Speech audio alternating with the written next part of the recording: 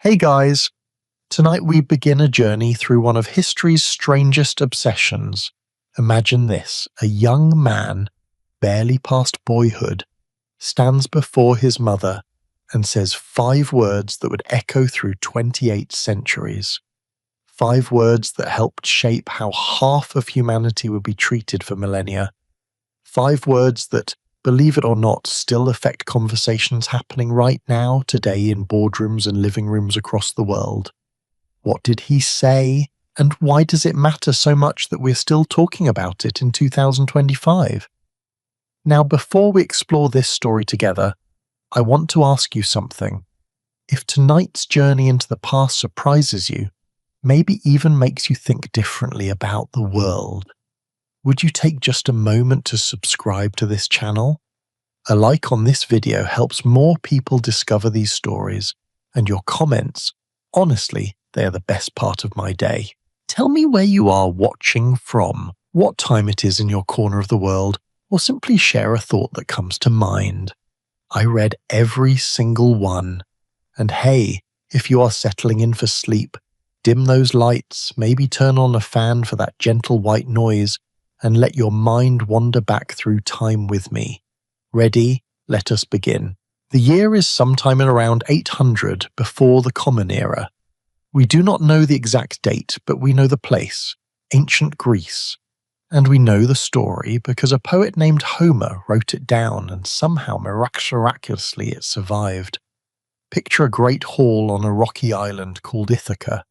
Torches flicker on stone walls. The smell of roasted meat and wine fills the air. And in this hall sits a woman named Penelope. She is beautiful, yes, but more than that, she is clever. For 20 years she has been waiting for her husband Odysseus to return from war.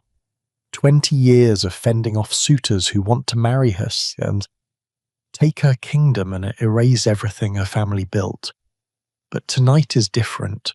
Tonight, her son Telemachus, a teenager really, maybe 17 or 18 years old, is feeling his oats, as they say.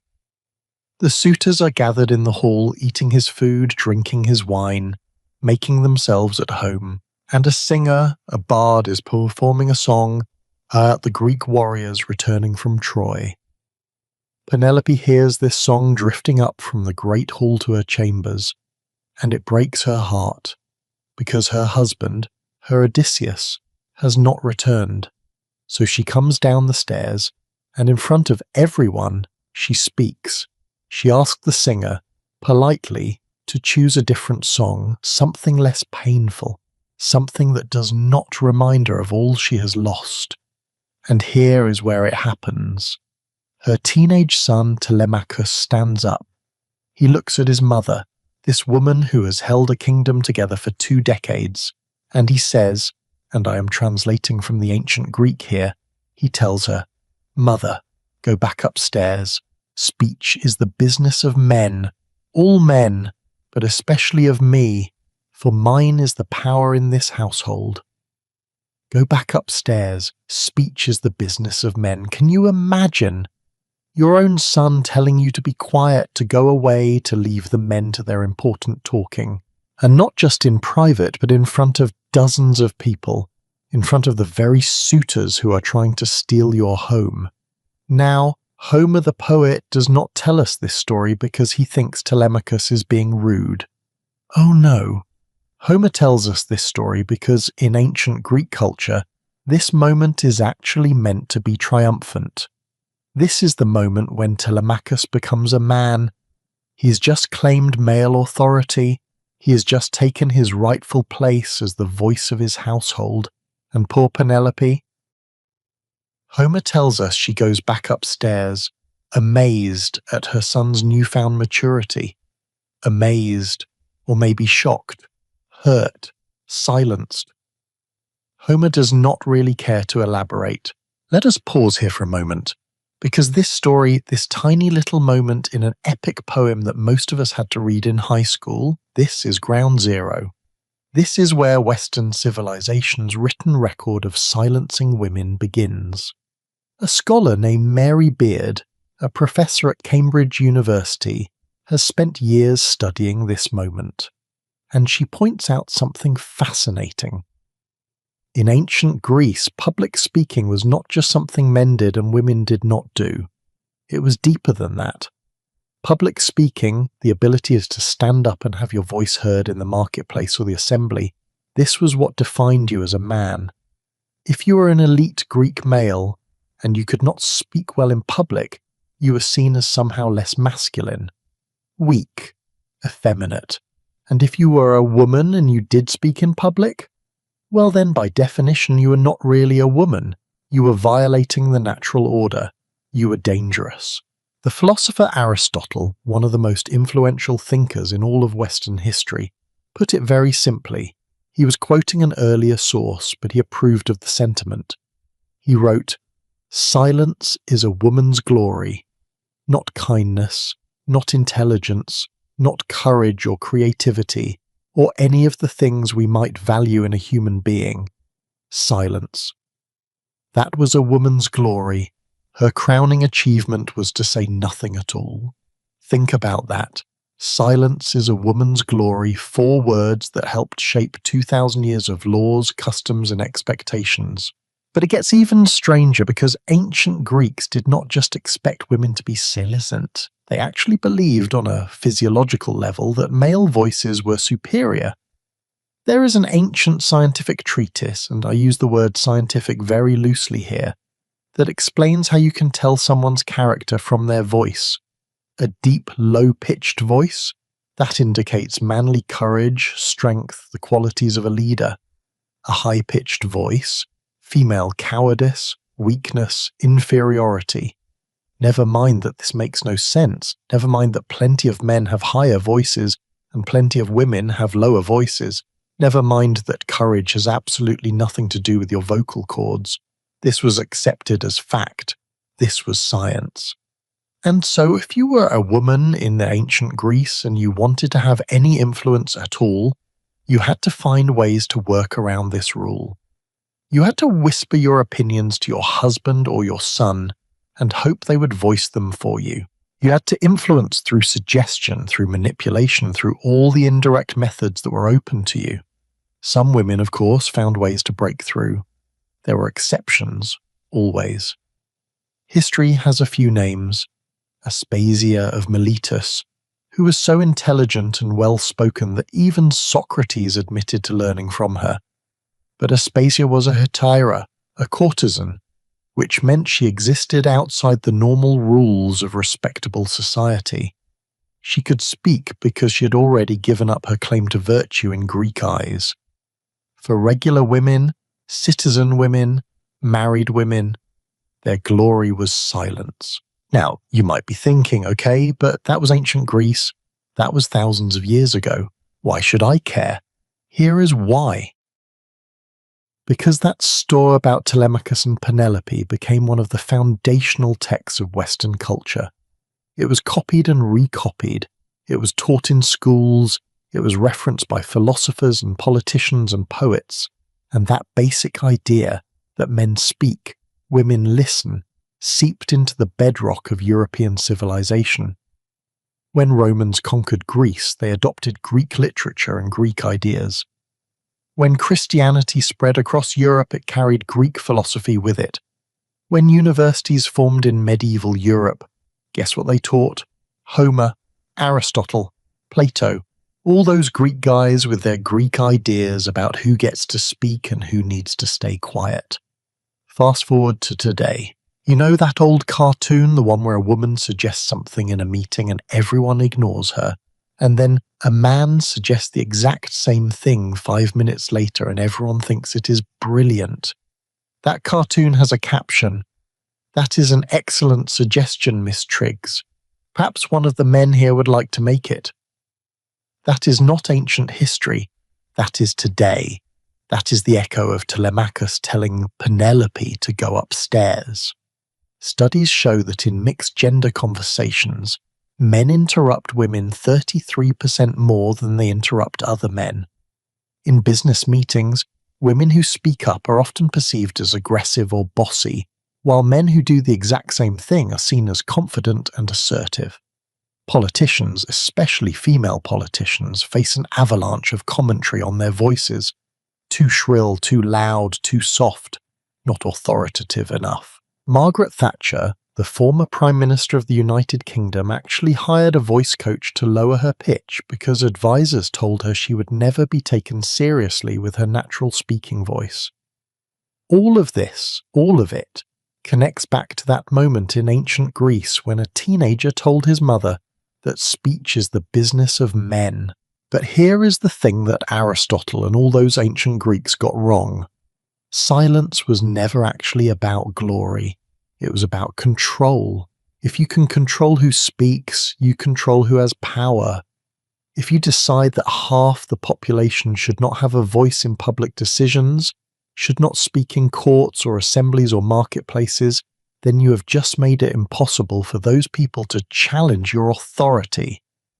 And the brilliant, terrible thing about rules like this is that they become invisible over time. They stop being rules that someone enforces and start being just the way things are. Of course, women do not speak in public. Of course, men interrupt women in meetings. That's just natural, right? That is just how the world works. Except it is not natural. It is learned. It is cultural. And here is the good news. Anything that is learned can be unlearned. When Penelope walked back up those stairs, amazed at her son's words, Homer did not record what she was thinking. He did not tell us if she was hurt or angry or resigned, or planning her revenge. The poet did not think her inner life was important enough to mention.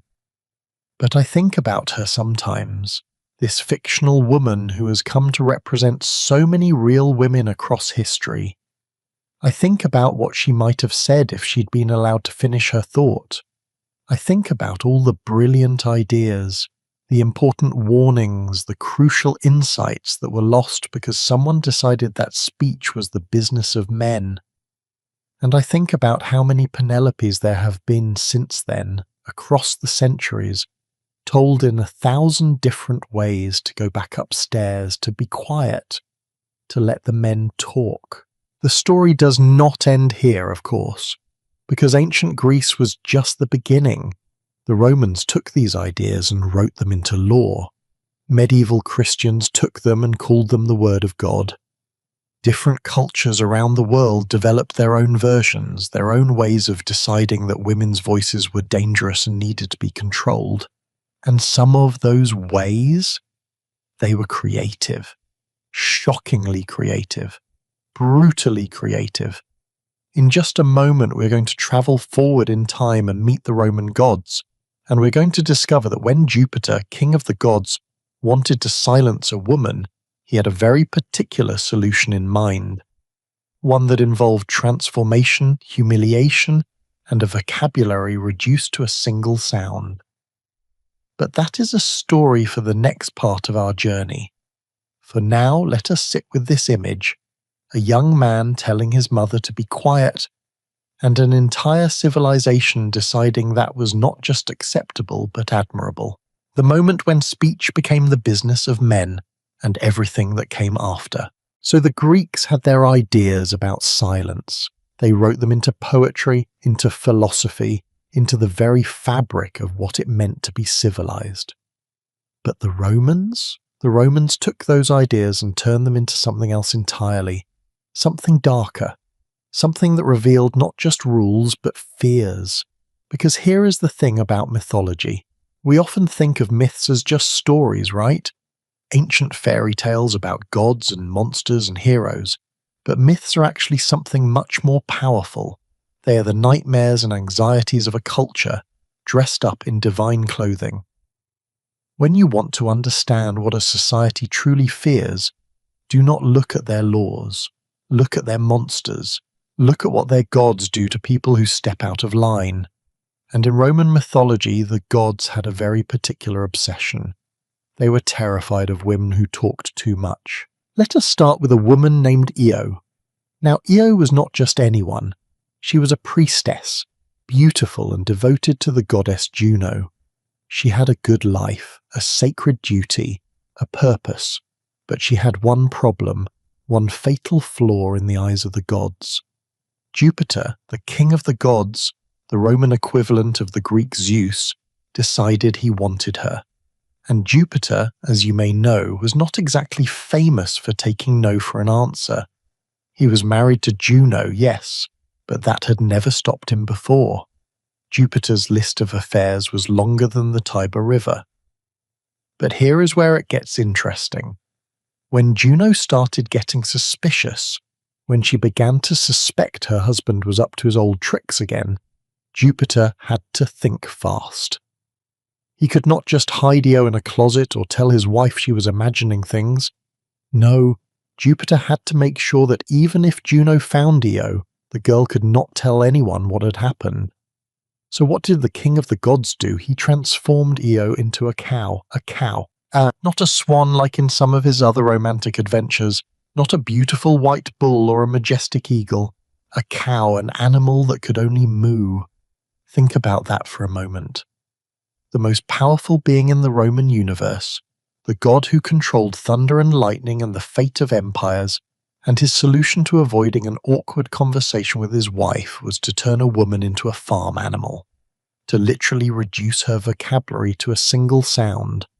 And the Romans told this story not as a tragedy, but as a clever trick.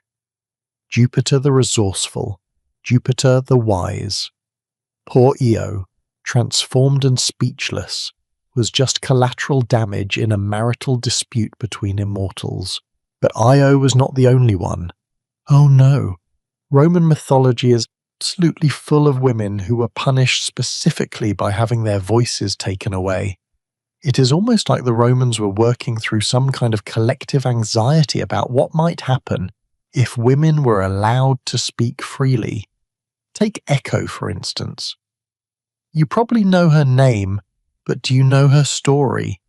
Echo was a nymph, a minor goddess, and she had one particular talent. She was good at talking, really good. She could hold a conversation for hours, telling stories, weaving words, keeping people entertained. And one day she used this talent to help Jupiter. While he was off having yet another affair, Echo kept Juno distracted with endless chatter, buying Jupiter time to cover his tracks. When Juno figured out what was happening, she was furious, but she did not punish Jupiter. Of course not. He was the king of the gods, her husband, untouchable. Instead, she punished Echo, and here is the punishment. Juno cursed Echo so that she could never speak first, she could never initiate a conversation, never start a sentence, never voice an original thought. The only thing Echo could do was repeat the last words that someone else said to her. She became literally an echo. Imagine that. Imagine having thoughts, feelings, urgent things you need to say, and the only sounds you can make are someone else's words bouncing back at them. Your voice is no longer yours. It belongs to everyone else. You exist only to reflect, to repeat, never to originate. And then, in a cruel twist of fate, Echo fell in love with a beautiful young man named Narcissus. She followed him through the forest, desperate to talk to him, to tell him how she felt. But she could not. When he called out, "Who is there?" all she could say was, "Who is there?" When he said, "Come to me," she could only repeat, "Come to me." Eventually, Narcissus rejected her. He was too busy falling in love with his own reflection to notice anyone else, and Echo wasted away until nothing was left but her voice, endlessly repeating other people's words in caves and canyons. The Romans told this story as a warning about gossip and distraction, but really, it is a story about what happens when a woman uses her voice to help powerful men. She loses that voice entirely. She becomes nothing but an instrument for repeating what others have already said. Does that sound familiar? How many times have you been in a meeting where a woman suggests something and everyone ignores it, only to praise it when a man repeats the same idea 5 minutes later? Echo's still with us. Her curse did not end in ancient Rome. But perhaps the darkest of these myths is the story of Philomela. And I want to warn you, this one is genuinely disturbing even by the standards of ancient mythology. Because this is not just about silencing a woman metaphorically. This is about violence. Philomela was a princess, sister to Queen Procne of Thrace. One day, Procne's husband, King Tereus, offered to travel to Athens and escort Philomela back for a visit. It was supposed to be a kind gesture, a reunion between sisters. But during the journey, Tereus attacked Philomela. He raped her. And when she screamed, when she threatened to tell everyone what he had done, when she said she would make sure the whole world knew about his crime, Tereus made a decision. He cut out her tongue. The poet Ovid, writing in the 1st century before the Common Era, describes this scene in his Metamorphoses. Philomela, bleeding and in agony, tried to speak but could only make wordless sounds. Tereus had literally cut away her ability to name her attacker, to tell her to seek justice. But here is where the story takes an interesting turn, and here is why I think the Romans kept telling it. Because Philomela did not give up. She could not speak, but she could still communicate. She spent months weaving a tapestry, carefully creating images that told the whole story of what Tereus had done to her. She smuggled this tapestry to her sister, and when Procne understood, she took revenge. The revenge part is horrific. This is Greek and Roman mythology, after all, and those stories do not mess around. But the important thing is this. Even when Philomela's voice was literally cut out of her body, she found another way to speak. The story suggests that communication can transcend the voice. That truth will find a way out, no matter how hard someone tries to silence it. But think about what it took. Months of secret work, the skill of weaving, the luck of having her message reach the right person. And even then, even with all of that, Philomela never got her voice back. She could expose the truth, yes, but she could not speak it aloud. Now, you might be wondering, why were the Romans so obsessed with these stories? Why did they tell and retell tales about women being transformed, cursed, mutilated, specifically in ways that took away their ability to speak? The answer, I think, is fear. The same fear that made ancient Greeks declare that silence was a woman's glory. The fear of what happens when women speak truth to power. When they name abuse, when they organize, when they refuse to go quietly upstairs like Penelope. Because here is what all three of these women had in common. Io, Echo, and Philomela. They all knew something dangerous. Io knew about Jupiter's infidelity. Echo helped facilitate Jupiter's affairs. Philomela could testify about Tereus's crime. They all had information that powerful men did not want revealed, and so, in the logic of Roman mythology, they all had to be satsed. The myths taught a lesson, a warning that would have been crystal clear to anyone listening. If you speak up about what powerful men do wrong, you will lose your voice. Maybe metaphorically, maybe literally, but you will be silenced. And lest you think this is just ancient history, just old stories that nobody believes anymore, let me ask you something. How many women in the past decade have come forward to talk about abuse, about harassment, about assault, only to be called liars, only to have their credibility attacked, their motives questioned, their very right to speak challenged? How many women have been told in one way or another to be quiet, to not make such a fuss, to think about the damage they might do to the man's reputation? The methods have changed. We do not turn women into cows anymore, thank goodness for that. But the impulse, the desire to silence women who speak uncomfortable truths, that impulse is alive and well. There is one more thing about these myths that I find fascinating. In every single one of these stories, the punishment for the woman is permanent, but the crime of the powerful man is forgotten. Jupiter goes on being king of the gods. Tereus continues ruling his kingdom for years. The men face no consequences, while the women lose their voices forever. Ovid, to his credit, seems to have been aware of this injustice. Writing during the reign of Emperor Augustus, he filled his Metamorphoses with stories of powerful men abusing vulnerable women. And while Ovid was no feminist, the word did not even exist back then, he seemed to understand that there was something wrong with a system that protected abusers and punished victims. Of course, Ovid himself ended up exiled by Emperor Augustus. The official reason remains unclear, but Ovid himself said it was because of a poem and a mistake. Some scholars think he knew too much about scandals in the imperial family. Funny how that works, is it not? Even male poets who wrote too honestly about power and abuse found themselves silenced in the end. But the myth survived. We still tell them today, still teach them in schools, still reference Echo and Narcissus and Io in our everyday language. When we say someone is just an echo, we are unknowingly repeating a Roman story about silencing women. When we talk about someone watching us like a jealous Juno, we are invoking a myth about a god who transformed a woman into livestock rather than face consequences for his actions. The myths are still with us. The question is, are we paying attention to what they actually mean? Because here is the thing about silencing someone. When you take away a person's voice, you're not just stopping them from making sound. You're erasing their perspective from the world. You're saying that their version of events does not matter. That their truth is not truth. That they, fundamentally, are less human than the people who get to speak. The Romans understood this. That is why they made it divine.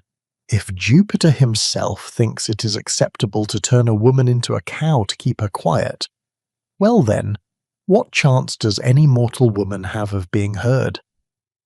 But mythology cuts both ways, because while these stories show us the ancient world's fears and cruelties, they also show us something else, resistance. Philomela finding another way to communicate. Io eventually being transformed back into human form and becoming a goddess in Egypt. Echo's voice literally living on forever in every canyon and cave. Even in stories designed to enforce silence, women found ways to be heard. Not easily, not without cost, but they found ways. And that brings us to the next chapter of our journey. Because the Romans did not just write myths about silencing women, they wrote laws. Actual legal codes that controlled when women could speak, where they could go, what they could do. And while gods transforming women into cows might sound fantastical, wait until you hear what real Roman law said about women's voices. That is where we are headed next. From mythology to legislation, from divine punishment to legal control. The story of how ancient Rome tried to silence half its population, not with magic, but with the cold, hard language of law. And surprisingly, the story includes a day when Roman women said enough, a day when they took to the streets and refused to be quiet any longer, a day that would shock the entire republic. But that remarkable story belongs to the next part of our journey together. Mythology eventually fades. Gods stop answering prayers, temples crumble into ruins, but you know what lasts? What really endures through the centuries? Religious texts, laws, words written down and declared sacred, eternal, unchangeable, words that people believe came directly from God. And that is where our story takes its most consequential turn.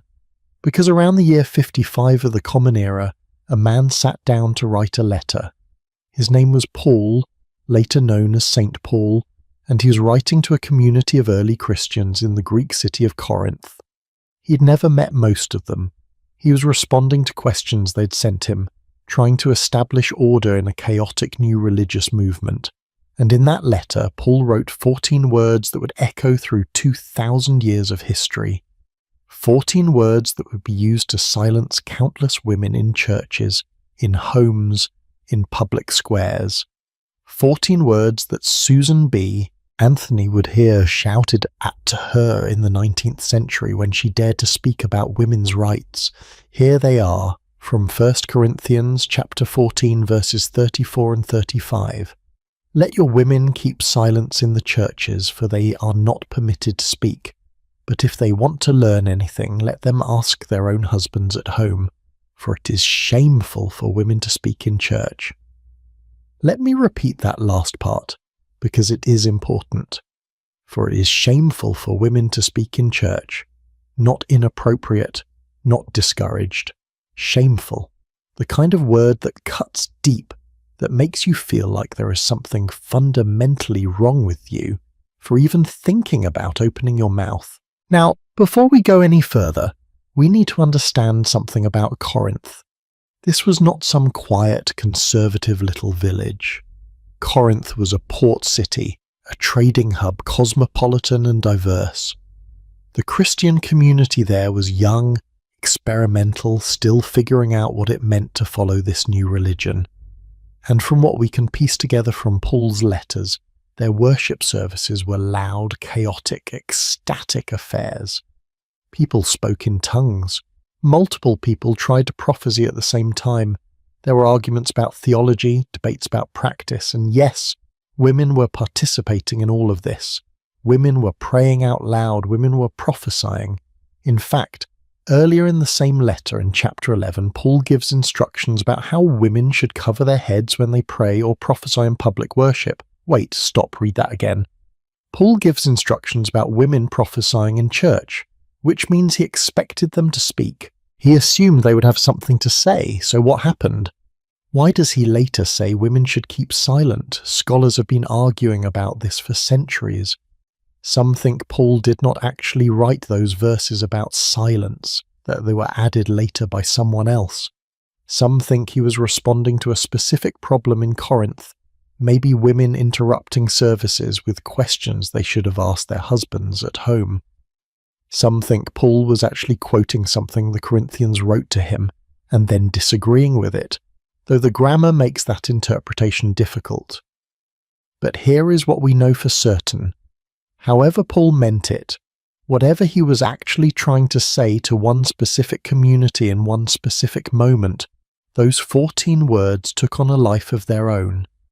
They became not a pastoral suggestion for one church, but a divine command for all women, everywhere, forever. They became the word of God. Let me tell you about Dorothy Waugh. The year is 1655, and Dorothy is a Quaker, a member of the Religious Society of Friends. Quakers believe that everyone, male and female, can have a direct relationship with God. They believe the Holy Spirit can speak through anyone.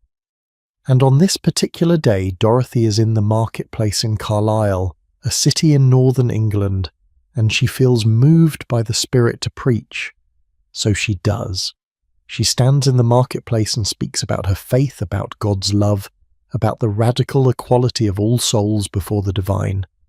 And the mayor of Carlisle has her arrested. What happens next is something we know in extraordinary detail, because Dorothy wrote it down. She is one of the only people in history whose first-hand account of wearing a scold's bridle has survived. The mayor has Dorothy fitted with the bridle. It is an iron framework that locks around her head, with a metal bit that goes into her mouth and presses down on her tongue. Some versions have spikes, Dorothy's probably did. The device makes it impossible to speak without causing yourself excruciating pain. Then they parade her through the streets. For hours, people jeer, they spit, they throw things, and Dorothy, trapped inside this iron cage, can make no sound except the clinking of metal and perhaps muffled whimpers of pain. Why? What was her crime? She spoke in public. She, a woman, presumed to preach. The mayor explicitly cited St. Paul. He said Dorothy had violated scripture by speaking in the marketplace. It was shameful for women to speak about religion in public, and the scold's bridle was her punishment. Now here is the part that breaks my heart. Dorothy writes that many of the townspeople who watched her suffer actually felt sorry for her. They could see this was cruel, they could see this was wrong, but they did not stop it, because they believed it was God's will. Paul had said women should be silent in the churches and the marketplace where people gathered to discuss important matters including religion. Surely that counted as church, did it not? 14 words from the 1st century, and in the 17th century a woman has an iron cage locked onto her face. But Dorothy Waugh was far from the only one. For over 1,000 years, women who tried to speak about their faith, women who felt called by God to preach or teach or prophesy, were shut down with Paul's words. In the American colonies in the 1800s, women who joined the abolitionist movement, who spoke out against slavery, were constantly told to be quiet. Ministers preached sermons against them. Male abolitionists, men who agreed with them about slavery, still told them they should not be speaking in public.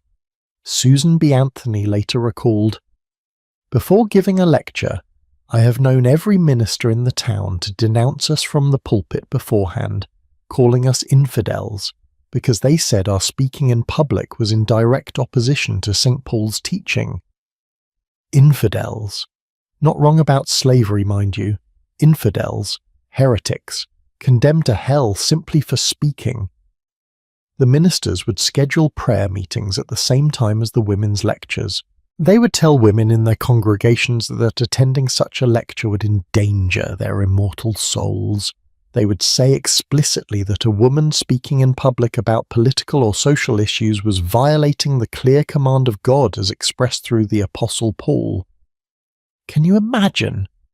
You see something evil in the world, something so clearly wrong that you feel compelled to speak against it, to organize against it, to fight it with every tool you have, and you are told that the very act of speaking makes you a sinner, not what you're saying, the fact that you, a woman, are saying anything at all. Now let us be fair to Paul for a moment. He was a complex person writing in a complex time. In some ways, he was remarkably progressive for the 1st century.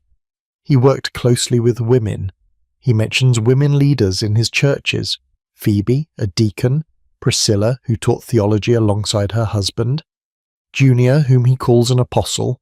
Yes, Paul called a woman an apostle. That is right there in the text in Romans chapter 16. So Paul clearly did not think women were incapable of religious leadership. He saw it happening. He endorsed it, at least sometimes. But here's the problem with sacred texts. Once words are written down and declared to be scripture, they stop belonging to the person who wrote them. They belong to everyone who reads them.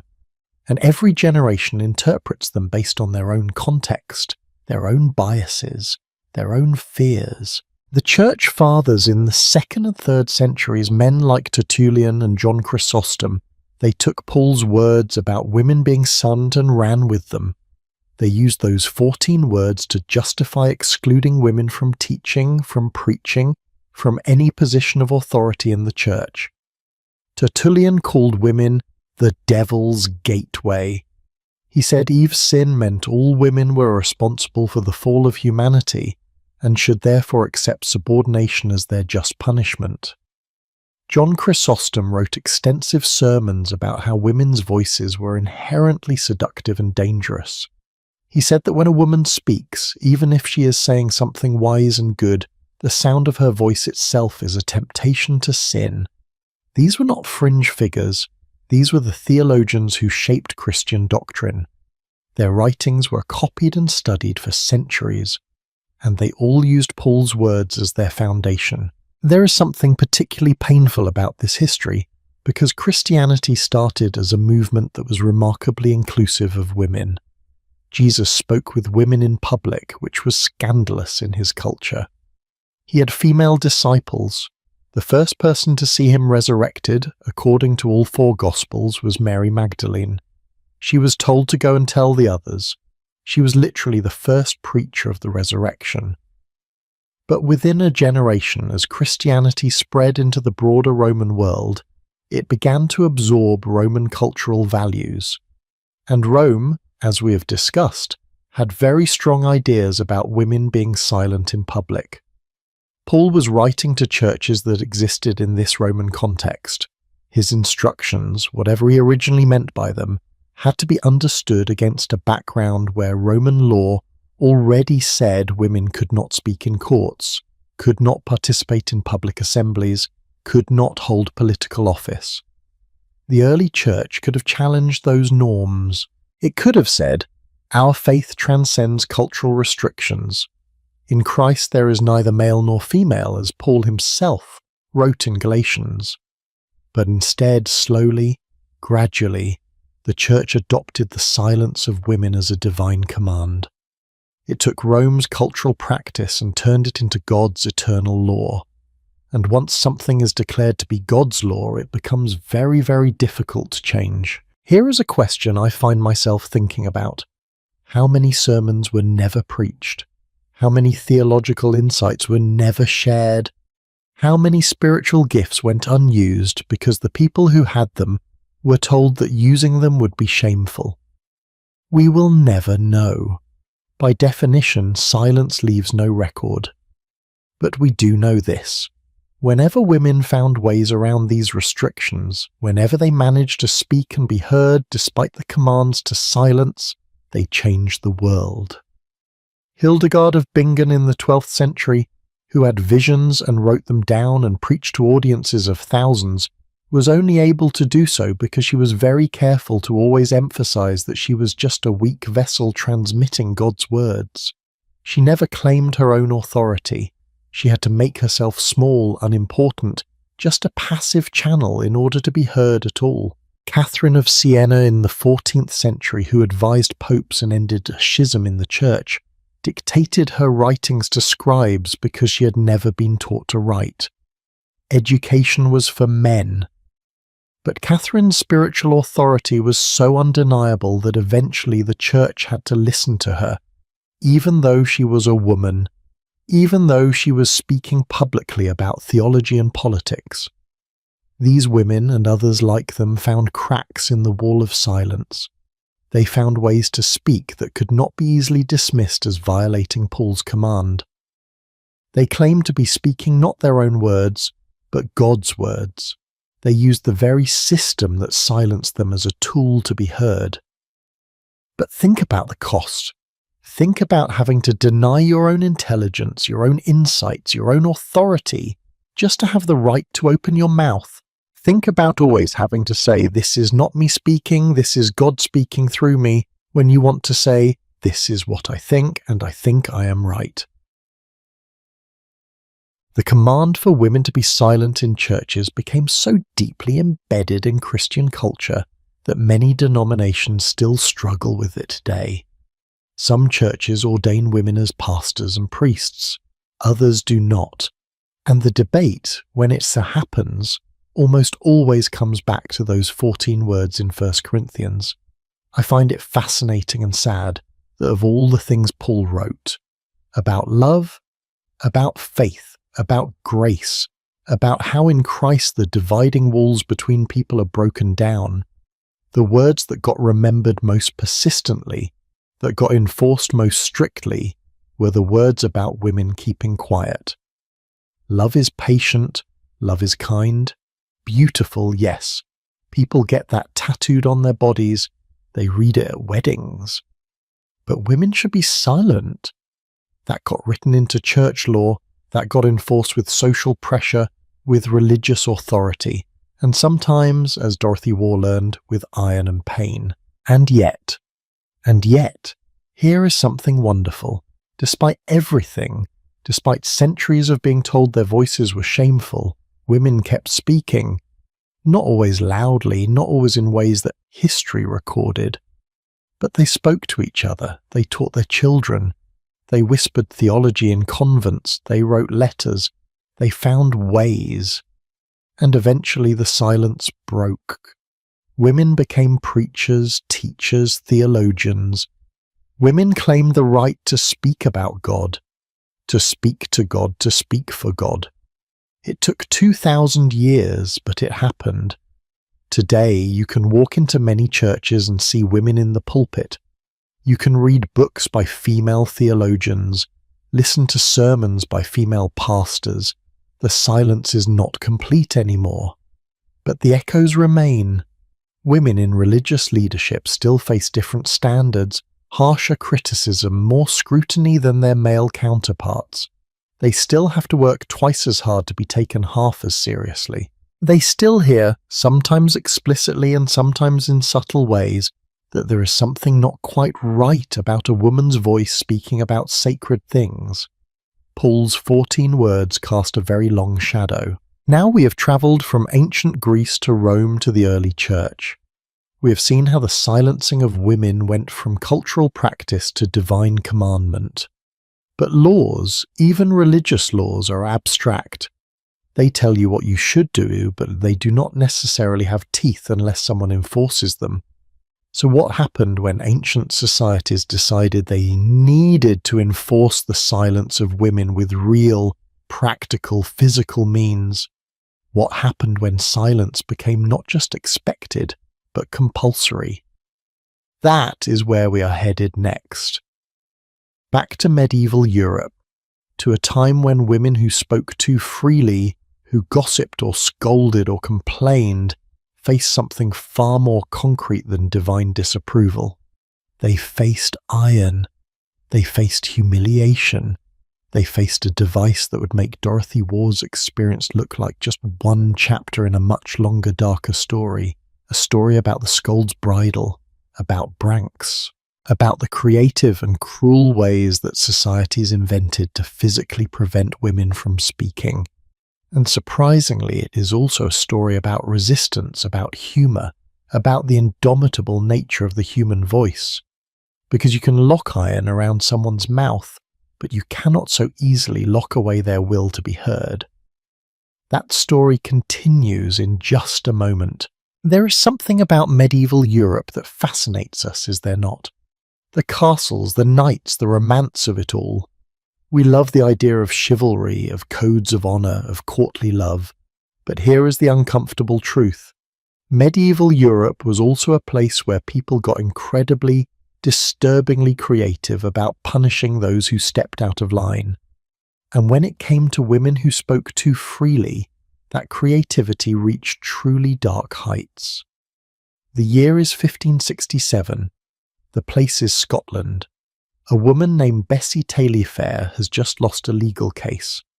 Her opponent, a man named Bailey Hunter, has been accused of using false measurements in a land dispute. Bessie spoke up. She testified. She accused him publicly of dishonesty, of cheating, of lying about the boundaries of his property. In other words, she slandered him. At least that is how the court saw it. And for this crime of speaking out, of using her voice to accuse a powerful man of wrongdoing, Bessie Taillefer became the first woman in recorded Scottish history to be sentenced to wear the branks. The branks, also known as the Scold's Bridle, also known as the Gossip's Bridle, also known as a thing that should never ever have been invented. Let me describe this device to you, because I think it is important to really understand what we are talking about. And I want to warn you, this is not pleasant, but it is history, and sometimes history is not pleasant.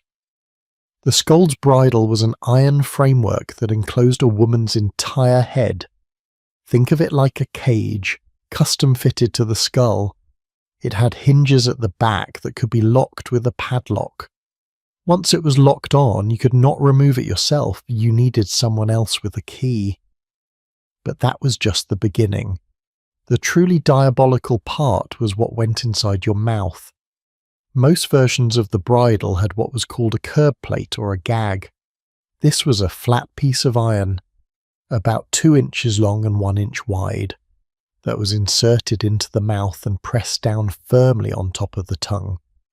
Some versions had spikes on the underside of this plate, sharp ones, so if you tried to move your tongue, if you tried to speak, those spikes would cut into the soft flesh of your mouth. Even the versions without spikes were agonizing. Try this. Press down on your tongue with your finger for just a few seconds. Not very comfortable, is it? Now imagine an iron plate, cold and heavy, pressing down on your tongue for hours, your mouth filling with saliva that you cannot properly swallow. the metal cutting into the corners of your mouth, the weight of the iron framework making your neck ache. And then, to add insult to injury, literally, you were paraded through the streets. This was not private punishment. Oh no, the whole point of the scold's bridle was public humiliation. The authorities wanted everyone to see what happened to women who talked too much, who gossiped, who scolded, who spoke their minds. They would chain you to a post in the marketplace, or tie a rope to the bridle and lead you through town like a horse. In some cases, your own husband would be the one holding the rope, demonstrating to the entire community that he was now properly controlling his unruly wife. And the crowd was encouraged to participate. They would jeer, they would laugh, they would shout insults, they would spit on you. Some accounts mention people throwing rotten vegetables or even human waste. Violence was not discouraged. In fact, it was sort of the point. The bridle turned the victim into a spectacle, a warning, a grotesque piece of street theatre designed to terrify other women into silence. The Lanarkburg records from Scotland in 1653 record a typical case. If ever the said Elizabeth shall be found scolding or railing, she shall be set upon the throne in the branks and be banished of the town thereafter. Set upon the throne, that is what they called it. The throne, as if there was something dignified about being locked in an iron torture device for the crime of complaining. Now, you might be wondering, what exactly was a scold? What did you have to do to earn this punishment? The legal definition was vague, which made it dangerous. A scold was a woman with a vicious tongue, a woman who caused nuisance by loud invective, a woman who quarrelled with her neighbours, a woman who, and this is the key part, criticised the authorities. Notice something. These are all completely subjective judgments. One person's speaking truth to power is another person's vicious tongue. One person's standing up for myself is another person's causing a nuisance. And who decided what counted as scolding? Men, male judges, male magistrates, male kirk sessions in Scotland, male town councils in England. The courts were composed entirely of men, and they sat in judgment over women whose crime was using words those men did not like. There was technically a male equivalent. A man who constantly argued and stirred up trouble was called a barrator. But here is the thing. By the early 17th century, when the scold's bridle was really taking off, the punishment for male barrators had largely disappeared. Men might pay a fine. Men might spend a night in jail. But men did not have iron cages locked onto their faces. The scold's bridle was designed for women. It was used almost exclusively on women. And the definition of what made you worthy of it was so broad that essentially any woman could be accused if she angered the wrong person. Did your husband want to humiliate you? Tell the magistrate you're a scold. Did you speak up at church about something you thought was wrong? Scold. Did you argue with a neighbour over property lines like Bessie Taillefer? Scold. Did you simply have a loud voice or a strong personality? Scold. The crime was not what you said. The crime was that you, a woman, said anything that made men uncomfortable. Let me tell you about the bridle that was kept in Walton-on-Thames, a town in Surrey, England. This particular bridle dated from 1633, and it came with an inscription engraved on a plaque in the church. The inscription read, "Chester presents Walton with a bridle to curb women's tongues that talk too idle." Chester presents Walton with a bridle like it was a gift. Like one town was doing another town a favour by providing them with a torture device. According to local oral tradition, a man named Chester had lost a fortune because of gossip. A woman had said something about his business, and whether it was true or not, the rumour had damaged him financially. So Chester, in his anger, donated this bridle to the parish church as a permanent reminder. This is what happens to women whose tongues are too idle. Too idle. Not lying, notice, not slander, too idle. The implication being that women should not be talking at all unless they have something important to say, and even then they should probably keep quiet. For centuries, this bridle was displayed in the church vestry. Visitors would come to see it. It became a local curiosity, a piece of history. But in 2017, the church finally decided it was inappropriate to continue displaying a torture device in a house of worship. They donated it to Big Heritage, an organisation in Chester, for use in museum displays. Even the donation notice reveals something important. The church statement said they felt it was inappropriate to continue to display it in a church building. Not inappropriate to have created it in the first place. Not inappropriate to have used it on women for 200 years, just inappropriate to display it now.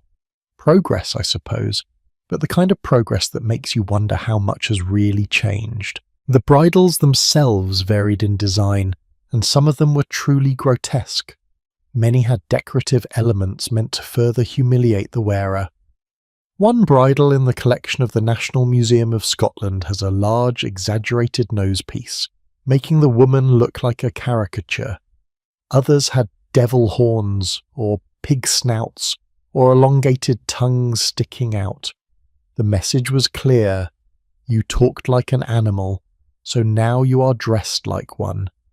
You could not control your tongue, so now your tongue is literally imprisoned in iron. Some bridles were simple, functional, brutal in their efficiency. Others were elaborate, almost artistic in their cruelty. Someone spent time designing these things. Someone forged the iron, fitted the hinges, sharpened the spikes. Someone was paid to make instruments whose sole purpose was to cause pain and shame, and towns were proud of their bridles. They kept them as civic property, stored in the toll booth or the town hall. When a woman needed to be punished, they would bring out the bridle like a piece of official equipment. Here in Shrewsbury we have one. Here in Lichfield we keep ours in the church. Would you like to see it? Some museums today display these bridles with humour, with jocular little notes about nagging wives or gossiping women. As recently as 2019, a museum in Northern Ireland had to be petitioned by a group of activists to change their interpretation of a scold's bridle on display. The museum had described it in light-hearted terms, as if it were just a funny historical quirk, a bit of folk humour about marriage. But the activists pointed out, violence against women is not a laughing matter. This was not a joke. This was torture. This was systematic oppression. And framing it as comedy only perpetuates the idea that women's voices are naturally unruly, naturally in need of control. Now here is a question that haunts me. How many women wore these bridles? How many times was this punishment actually used? We do not know. Record keeping was inconsistent. Many punishments were informal, decided by a husband or father rather than a court. The bridle might be kept in a home as a threat. Behave or you will wear this. One account from Lancaster describes a woman who was forced to wear the bridle at home as a deterrent to her children. Imagine being a child and seeing your mother in that thing. Her face distorted by the iron framework, her tongue bleeding from the spikes, her eyes full of pain and shame. That image, that horror, would teach you very quickly what happens to women who speak too freely. It would teach you that daddy has all the power. It would teach you that words from a woman's mouth are dangerous enough to require iron and locks and public humiliation. That is how you raise a generation to accept silence as natural. The last recorded use of a scold's bridle in Britain was in 1856.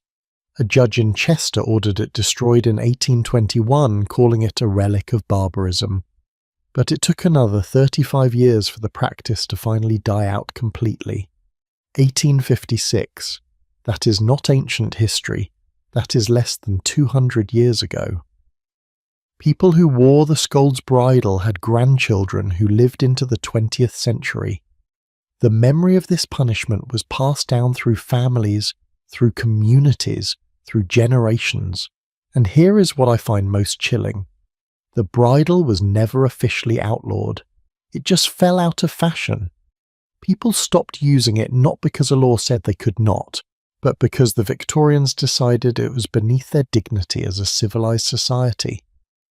They replaced it with other forms of control, other ways of silencing women, but the bridle itself simply became obsolete, which means, technically, legally, there is probably no law in Britain that says you cannot make someone wear a scold's bridle. It is just that nobody does it anymore because we have collectively agreed it is barbaric. But that agreement is cultural, not legal.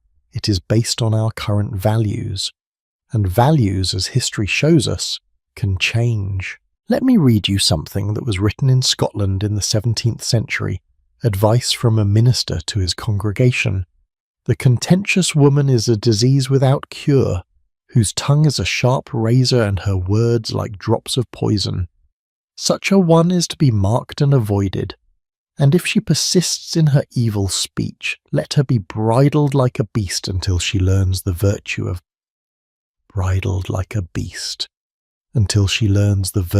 silence. Remember that phrase from ancient Greece? Silence is a woman's glory. Here it is again, centuries later, now enforced not with philosophy but with iron. And remember St. Paul's words, "It is shameful for women to speak." Here is that shame made literal, made visible, made into a spectacle for the entertainment of crowds.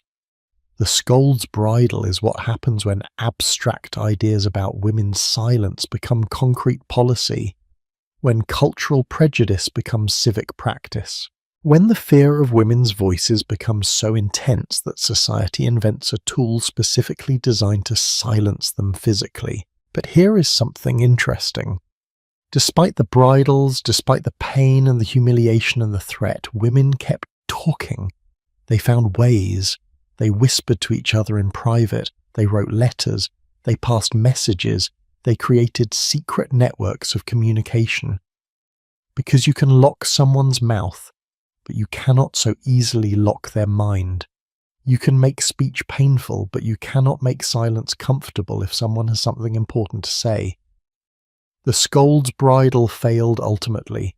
Not immediately, not without causing incredible suffering, but it failed. We do not use them anymore. Women speak freely now, at least in the countries where these devices were once common. The bridle is a museum piece, a cautionary tale, a reminder of what humans are capable of when fear and power combine. But the impulse that created the bridle, the desire to control women's voices, to decide who gets to speak and what they get to say, that impulse is still with us. It just wears different disguises now. We do not put iron cages on women's heads anymore, but we do interrupt them more. We do question their credibility more. We do criticize their tone, their pitch, their volume, their manner. We still, in 1,000 subtle and not so subtle ways, try to control what women say and how they say it. The bridle is gone. The urge that created it remains. Now we have spent time in medieval Europe in the darkest corners of what humans will do to enforce silence. But the story of silencing women is not just a European story. It is not just a Christian story. Cultures around the world in different times and places develop their own methods, their own rules, their own reasons why women's voices needed to be controlled. And here is where our journey takes an unexpected turn, because we're going to leave Europe behind for a while and travel east. We are going to meet the Roman women who said enough is enough and took to the streets in one of the first recorded protests for women's rights in Western history.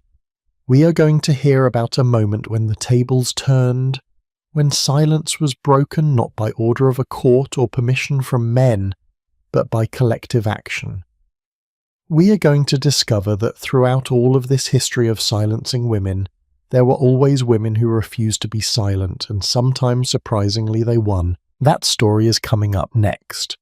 A story of courage, of collective voice, of what happens when enough women decide that the cost of speaking is worth paying.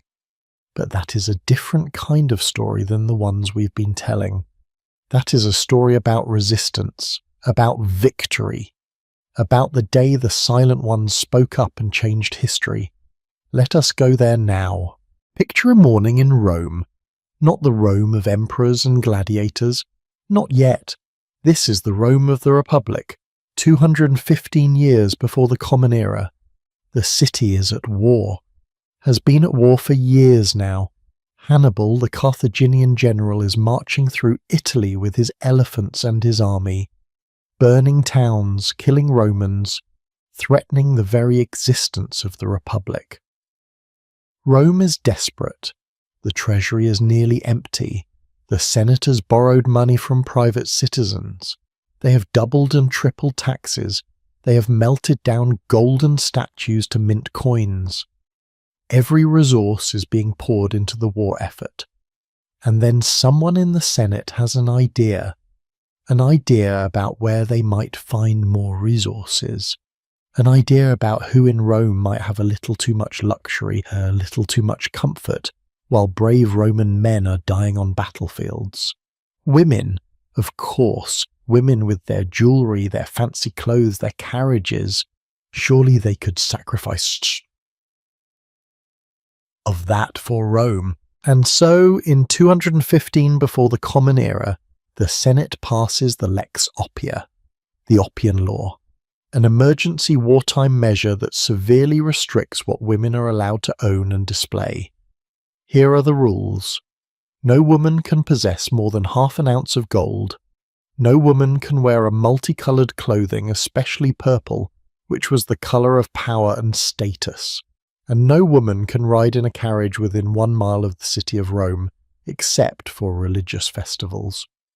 The Senate frames this as patriotic austerity.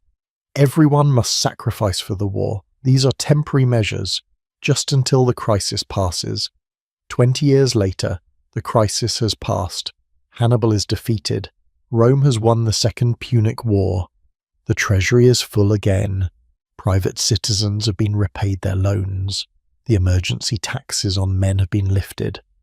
But the Lex Oppia remains in effect. And the women of Rome have had enough. It is 195 before the Common Era. The Senate is meeting to debate whether to repeal the Lex Oppia. 2 decades have passed since it was enacted. An entire generation of Roman women has grown up under these restrictions, and now, finally, there is a chance to end it. But here is the thing. The women of Rome are not waiting quietly at home to see what the Senate decides. They are not sending polite letters to their husbands asking them to speak on their behalf. They are not accepting that their fate will be determined by men behind closed doors. The women of Rome take to the streets. Let me say that again, because I want you to really grasp how radical this was. In a society where respectable women were expected to stay inside their homes, to speak softly, to defer to male authority in all things, the women of Rome marched into the Forum. The Forum, the heart of Roman political life, the place where laws were made and justice was dispensed and the fate of nations was decided, and they were not quiet about it. The historian Livy, writing about 200 years after the event, describes the scene. He says the women filled the streets leading to the Forum. They stopped senators on their way to the debate. They grabbed them, physically grabbed them, and demanded that the Lex Oppia be repealed. They surrounded the entrances to the Forum so that no senator could enter without hearing their demands. They were everywhere, Livy says, in every street, in every public space. And their numbers grew day by day, as women from the countryside heard what was happening and travelled to Rome to join the protest. This was not a handful of wealthy women with nothing better to do. This was a mass movement. This was collective action on a scale Rome had never seen before. Inside the Senate, the debate is fierce. Marcus Porcius Cato, one of Rome's most respected statesmen, gives a speech against repealing the law. And his speech tells us everything we need to know about what the men of Rome feared. Cato does not argue that the law is still needed for economic reasons. He does not claim Rome cannot afford to let women have jewellery again. Instead, he argues about power, about control, about what will happen if women are allowed to win this fight. He says, and this is close to his actual words, "Our ancestors permitted no woman to conduct even personal business without a guardian. They wished them to be under the control of fathers, brothers, or husbands, but now we allow them to seize the government and meddle in the forum and our assemblies. If you permit them to seize these rights, make them equal to their husbands, do you think you will be able to endure them? The moment they begin to be your equals, they will become your superiors." Read that last line again. The moment they begin to be your equals, they will become your superiors. This is not about jewelry. This has never been about jewelry. This is about Cato's genuine terror that if women gain any ground, any equality, any voice in public affairs, they will somehow take over. They will become superior. They will rule over men. And maybe, just maybe, they will realize they do not need to be controlled anymore. But Cato is not the only one speaking. Lucius Valerius, another senator, gives a speech in favor of repeal, and his argument is fascinating because it accepts the premise that this is about women's voices, women's power, but he argues that the women are right. He points out the hypocrisy. Every other wartime emergency measure has been lifted. Men got their tax relief. Wealthy men got their loans repaid, veterans got their bonuses and their land grants. But women, who also sacrificed during the war, who also gave up their gold to fund the military, they are still restricted. Why? If the emergency is over for men, why not for women? Valerius also makes a point about the protest itself. He says the women are acting within their rights as Roman citizens to petition the government. They are not using violence. They are not destroying property. They are simply using their voices, speaking publicly about an issue that affects them directly. And then he says something remarkable. He reminds the Senate that Roman women have protested before. He recalls an earlier moment in Roman history when women successfully petitioned to change a law. He establishes precedent. He says, "This is not unprecedented. This is not chaos. This is women exercising a form of citizenship that has always been available to them, even if it has rarely been used." The debate goes on for hours. More senators speak, the arguments get heated. But outside the women are waiting, and they are not leaving. Here is what I love about this story. The women won. After all the speeches, after all the debate, after Cato's dire warnings about women becoming superior to men, the Senate votes, and the Lex Oppia is repealed. 20 years of restriction ended in a day because women refused to be silent, because they organized, because they showed up in numbers too large to ignore, because they made it impossible for the Senate to conduct business as usual until they were heard. This is 195 before the Common Era, nearly 2,000 years before the suffragette movement, over 2 millennia before women won the right to vote in most Western countries. And yet here are Roman women engaging in collective action, making demands and winning. Does that not make you wonder what else we do not know about women's history? What other protests happened that were not recorded? What other victories were erased from the story we tell ourselves about the past? Because here is the thing, Livy almost did not write about this event. He mentions it almost in passing, as if it is the strangest little footnote to the real history of Rome, which is of course about men and wars and politics. He describes the women as if they are a natural disaster that the Senate had to weather, a storm that passed through and then everything returned to normal. But it was not a storm, it was women exercising power, and it was not normal, it changed things. Let me tell you what happened after the repeal. Roman women did not suddenly take over the government. They did not become, as Cato feared, superior to men. They simply went back to wearing their jewellery and their coloured clothes and riding in their carriages. But something had shifted. A line had been crossed. Women had demonstrated that they could organise, that they could make demands, that they could, if provoked enough, make their voices heard in the most public possible way. And Rome remembered. Decades later, when the historian Livy wrote about this event, he included details that suggest people still talked about it. The women at the doors of the forum, the senators who had to push through crowds to enter the building, the sound of women's voices echoing off marble walls. It became part of Rome's story, even if it was not the part that historians usually emphasize. Even if it was treated as an anomaly, a strange moment when the natural order was briefly disrupted. But I do not think it was an anomaly. I think it was a glimpse of what was always possible, always there beneath the surface, always waiting for the right moment to emerge. Now, let us think about what this protest tells us about voice and power, because the Lex Oppia was not actually about silencing women in the literal sense. No one was putting branks on them or cutting out their tongues. The law was about restricting their ability to display wealth, status, and mobility. But in Rome, just as in Greece, these things were connected. Wealth gave you influence, status gave you a platform, mobility gave you access to information and networks. By restricting what women could own and where they could go, Rome was restricting their ability to have social and political power. And by protesting these restrictions, Roman women were claiming something fundamental, the right to have a voice in decisions that affected them, not through their fathers or husbands, not by quietly accepting whatever men decided, but directly, publicly, in their own voices. Cato understood this. That is why he was so afraid.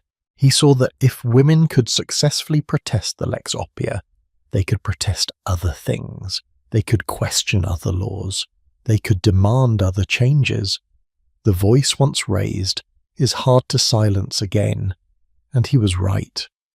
Not immediately, not dramatically, but over the centuries that followed, Roman women gradually gained more legal rights, more economic independence, more social freedom.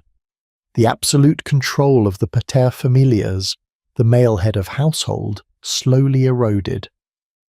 By the time of the Roman Empire, wealthy Roman women were managing estates, running businesses, divorcing and remarrying, making wills.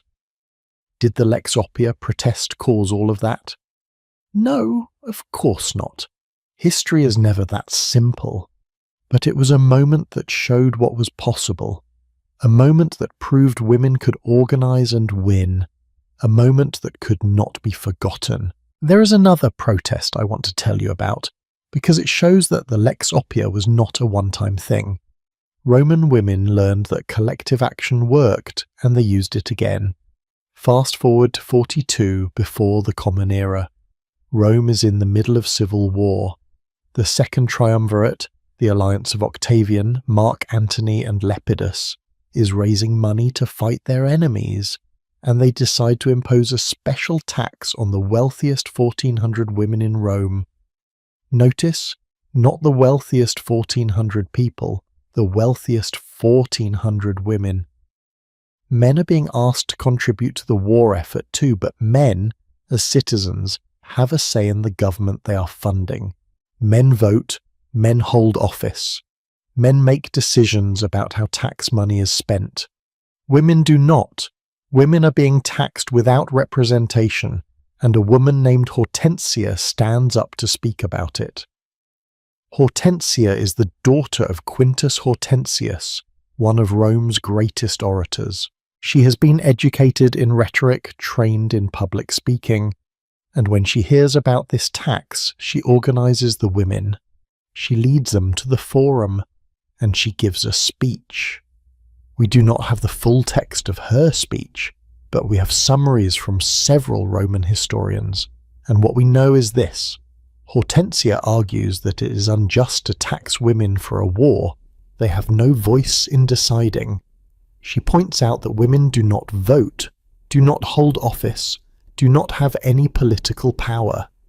Why should they pay for political decisions they had no part in making? She uses the phrase that will echo through history, no taxation without representation. Actually, she does not use those exact words. That is an English phrase from much later. But the concept is the same. The idea that political obligation and political participation go together. The triumvirate is furious. They threaten Hortensia and the women. Guards are called, but the women do not back down, and the crowd in the forum, men and women both, support them.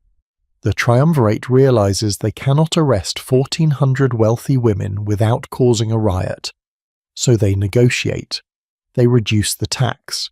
Instead of 1,400 women, only 400 will be taxed. It is not complete victory, but it is a victory nonetheless. And Hortensia's speech becomes famous. Centuries later, historians are still writing about it, still praising her eloquence, her courage, her willingness to speak truth to power. A woman's voice raised in public demanding justice, and Rome had to listen. Do you see the pattern here? Do you see what these stories tell us about the nature of silence and voice? Silence is only maintained through effort, through laws and customs and threats and punishment, through bridles and curses and social pressure and religious commandments, through all the things we have been talking about in this journey through history. But voice is natural. Voice emerges whenever the pressure to remain silent eases even slightly. Voice breaks through whenever people find courage in numbers. Voice persists even when it is dangerous, even when it is costly, because humans need to speak. We need to be heard. We need to participate in the decisions that affect our lives.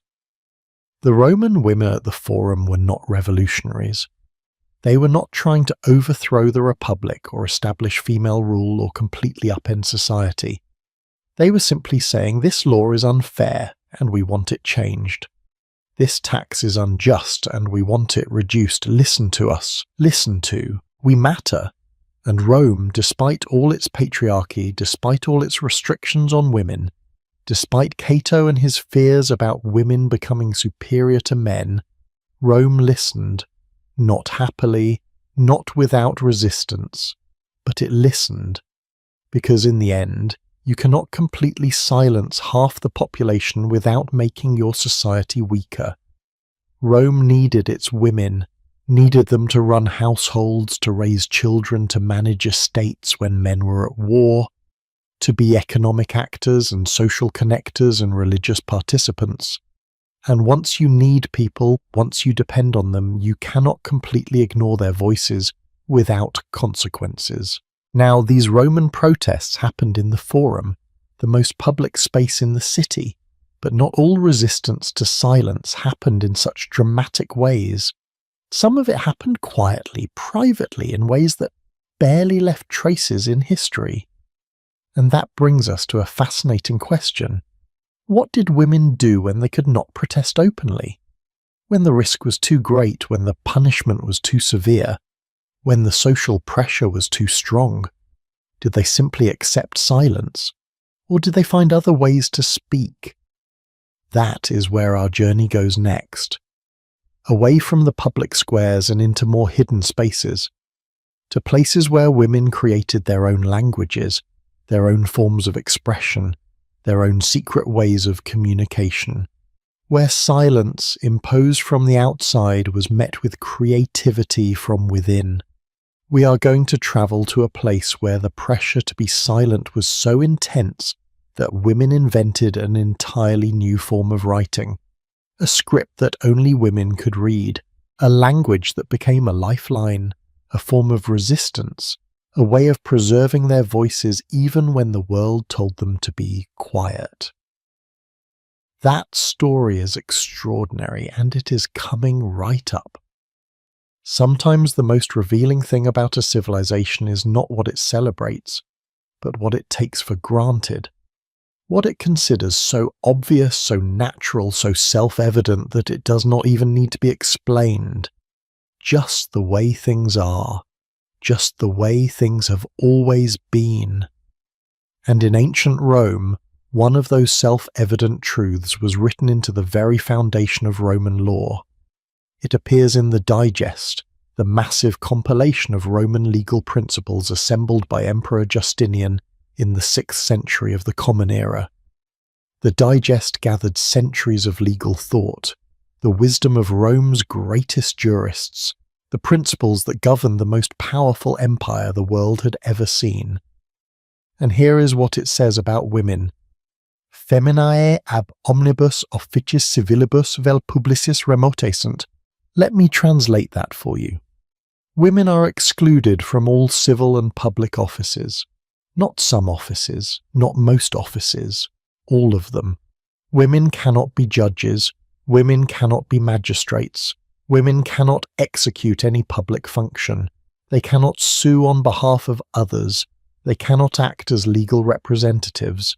And then, as if that were not clear enough, the law adds, in our laws the condition of women is, in many respects, worse than that of men.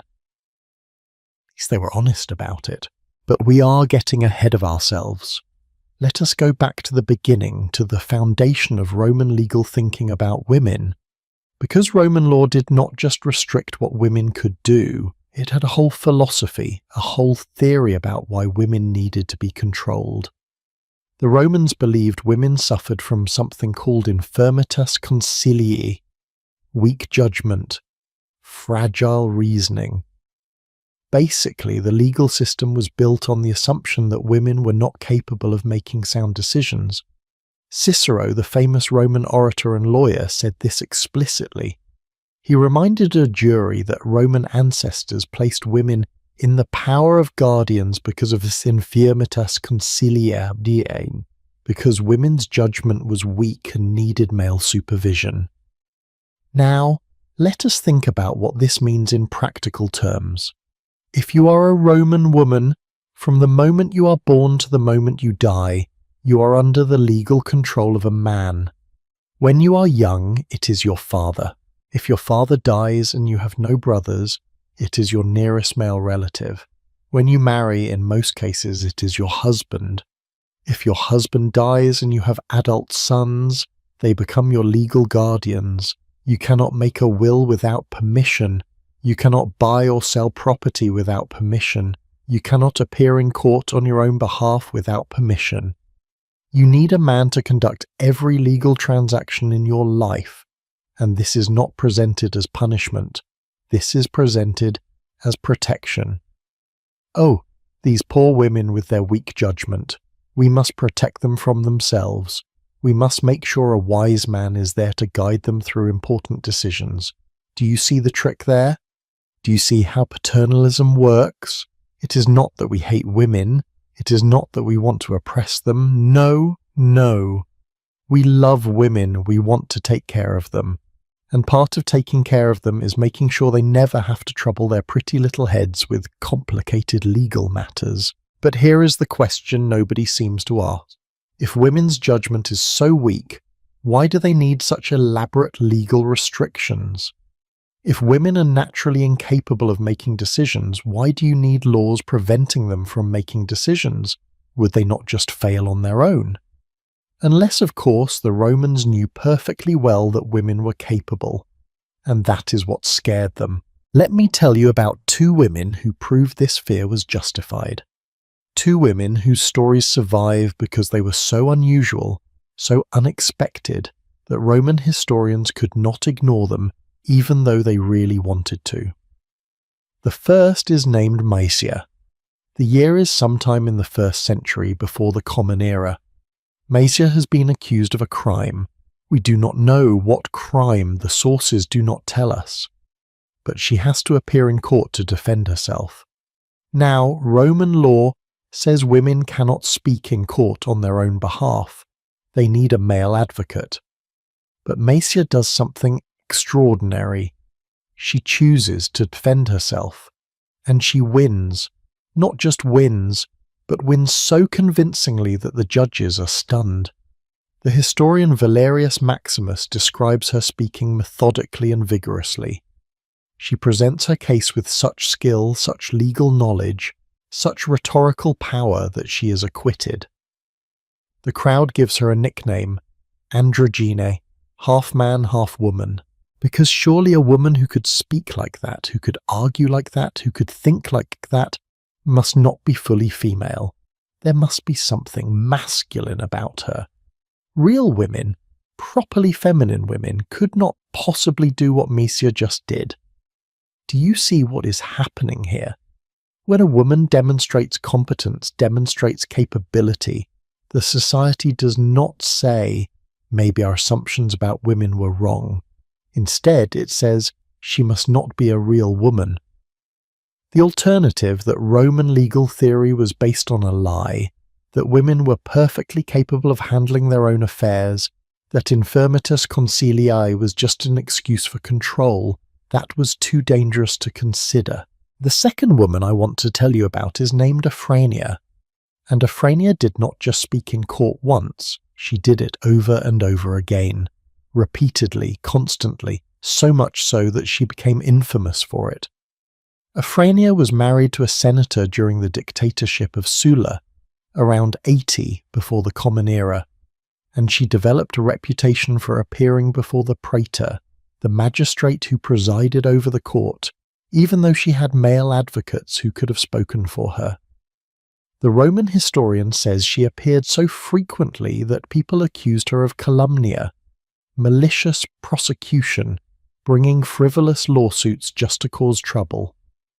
Now, we do not actually know if her lawsuits were frivolous. We only have the word of male historians who clearly disapproved of her. But whether her cases had merit or not, the important thing is this. Afrania was using the legal system. She was speaking in public. She was exercising a form of citizenship that women were not supposed to have. And Rome's response? They passed a new law, an edict specifically prohibiting women from bringing claims on behalf of others. The official reason given in the edict was that allowing women to speak in court jeopardized their pudicitia. Pudicitia, that Roman concept we talked about earlier, often translated as chastity or modesty, but it is more than that. Pudicitia was the virtue that made a woman respectable, the quality that defined proper femininity, and speaking in public apparently endangered it. Not because public speaking was inherently sexual or immodest, but because pudicitia was really about staying in your place, about accepting male authority, about being silent when men wanted you to be silent. And when Afrania refused to be silent, when she kept speaking despite disapproval, the law had to be changed to stop her. Not because she was incompetent, not because she was making bad arguments, but because she was making arguments at all. There is something darkly funny about these stories when you think about them. Roman law is supposedly based on the idea that women have weak judgment and need male guidance. But then, when individual women prove they have excellent judgment, prove they can speak eloquently and argue persuasively, the response is not, "Oh, I guess we were wrong about women needing guardians." No, the response is, "That woman is dangerous. We need new laws to stop her specifically." Which tells you everything you need to know about what Roman law was really about. It was not protection, it was control, and everyone knew it, even if they did not say it out loud. The Roman legal scholars who wrote about infirmitas consilii, who justified guardianship based on women's supposed weakness, they were not stupid. They could see that women ran households, managed estates, conducted business, made complex financial decisions every single day, especially when their husbands were away at war, which in Rome was often. But seeing evidence that contradicts your worldview and actually changing your worldview are two very different things, especially when your worldview benefits you, especially when admitting you are wrong would mean giving up power. Let me give you one more example of how this worked. It involves a concept called pudicitia, again, but in a different context. Roman women were expected to be modest, demure, reserved, and one way this was enforced was through clothing regulations. Specifically the veil. Respectable Roman women wore veils in public. The veil marked their status as matrons, as women under the authority and protection of a husband. Taking off the veil in public was considered shocking, scandalous, a rejection of your husband's authority. A Roman writer named Valerius Maximus tells the story of a man named Sulpicius Gallus, who divorced his wife because she went out in public with her head uncovered. Gallus said to her, "To have your good looks approved, the law limits you to my eyes only. For them assemble the tools of beauty, for them look your best, trust to their closest familiarity. Any further sight of you, summoned by the needless incitement, has to be mired in suspicion and crimination. For my eyes only, you exist for me, your appearance is my property. If other men see you unveiled, you have betrayed me." And yet Valerius Maximus, writing about this divorce, calls it an example of frightful marital severity. Even he thinks Gallus went too far. Even in Rome, divorcing your wife because she forgot her veil once was considered extreme. But the fact that it was even possible, the fact that a man could legally divorce his wife for this reason, tells you how much control Roman law gave men over women's bodies, women's movement, women's visibility in public space. The veil was not just fabric. It was a symbol of sense and of submission, of women's place in Roman society. To remove it was to speak without words, to claim visibility, to refuse to hide. Now here is where it gets interesting. Despite all of these restrictions, despite infirmitas concilii and guardianship and pudicitia and all the rest of it, Roman women gradually gained more rights over time. By the era of Emperor Augustus, at the turn of the Common Era, a new law was passed, the Lex Julia et Papia, and buried in this law was a provision: any free-born woman who gave birth to 3 children, or any freed woman who gave birth to 4 children, was released from guardianship. Think about that. You could earn your legal independence by having children, not by demonstrating competence, not by proving your judgment was sound, but by producing enough citizens for Rome. It is insulting in its own way, reducing women's legal capacity to their reproductive function. But it was also a crack in the system, because once you had that independence, you had it.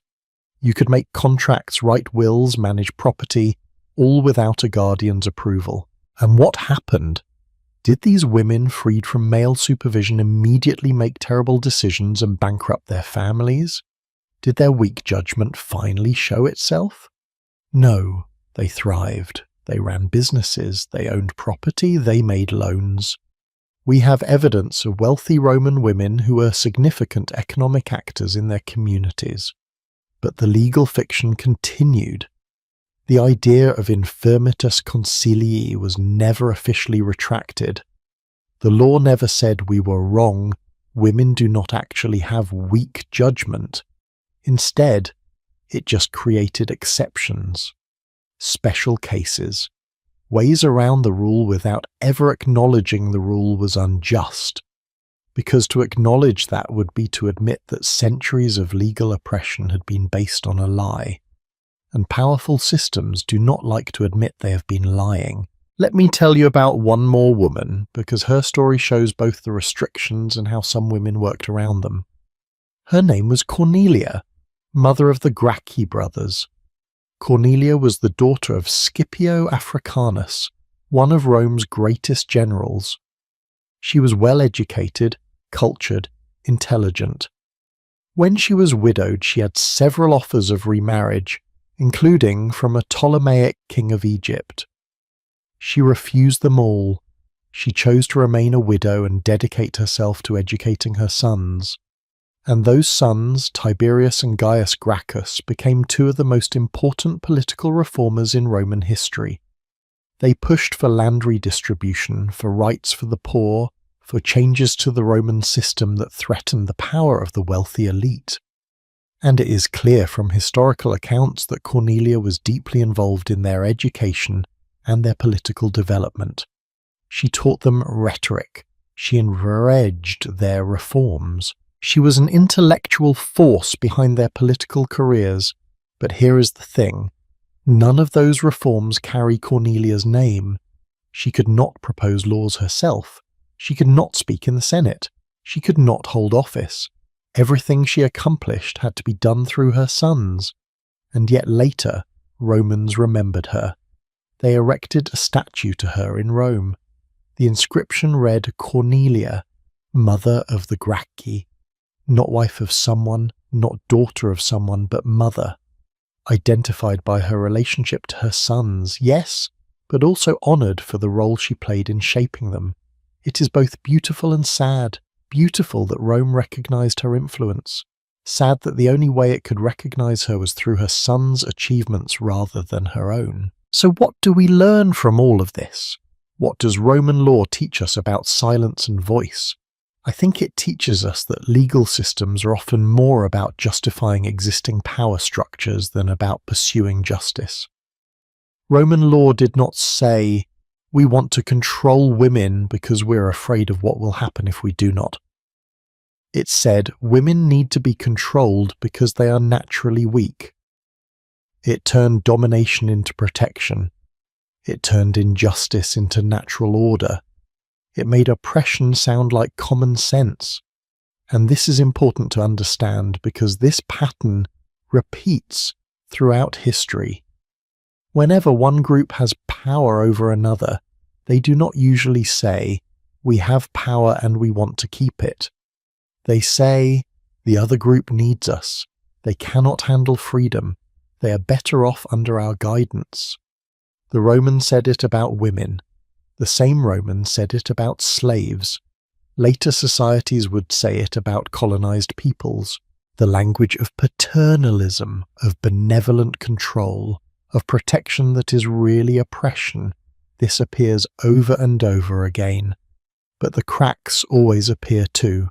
The Messiahs and the Ephraimias who prove the theory wrong.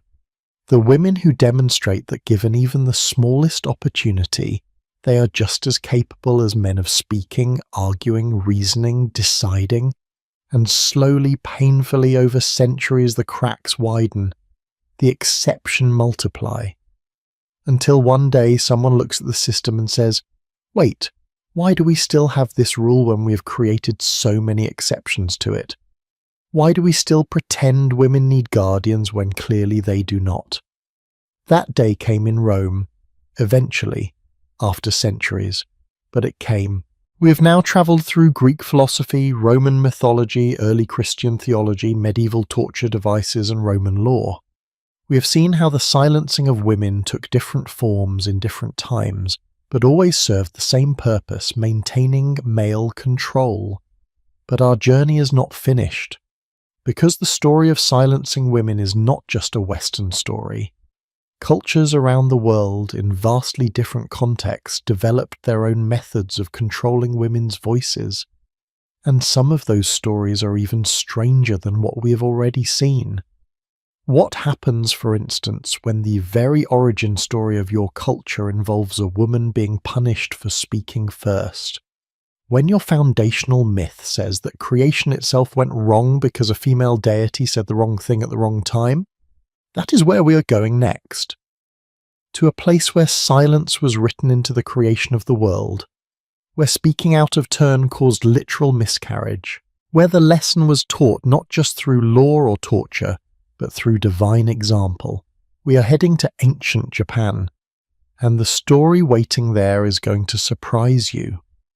Every culture adds its own flavour to cruelty, its own particular touch, its own way of saying, yes, this punishment is terrible, but we can make it more terrible.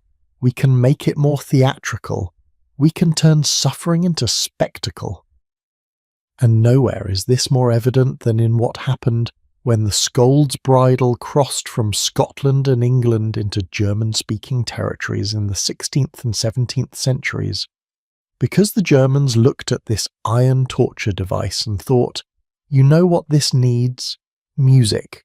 They added bells. Not small, quiet bells, large bells, attached to the top of the bridle, positioned so that every movement of the victim's head would make them ring. So that as the woman was paraded through the streets, as she walked with that iron framework locked around her skull and that spiked plate pressing down on her tongue, she would be announcing her own shame with every step. Clang, clang, clang. Here comes a woman who talked too much. Here comes someone who did not know her place. Here comes a warning to all the other women watching. This could be you. Let me paint you a picture of what this looked like. Because the German versions of the Scold's Bridle, which they called Schandmasken or shame masks, were not just functional torture devices. They were works of art.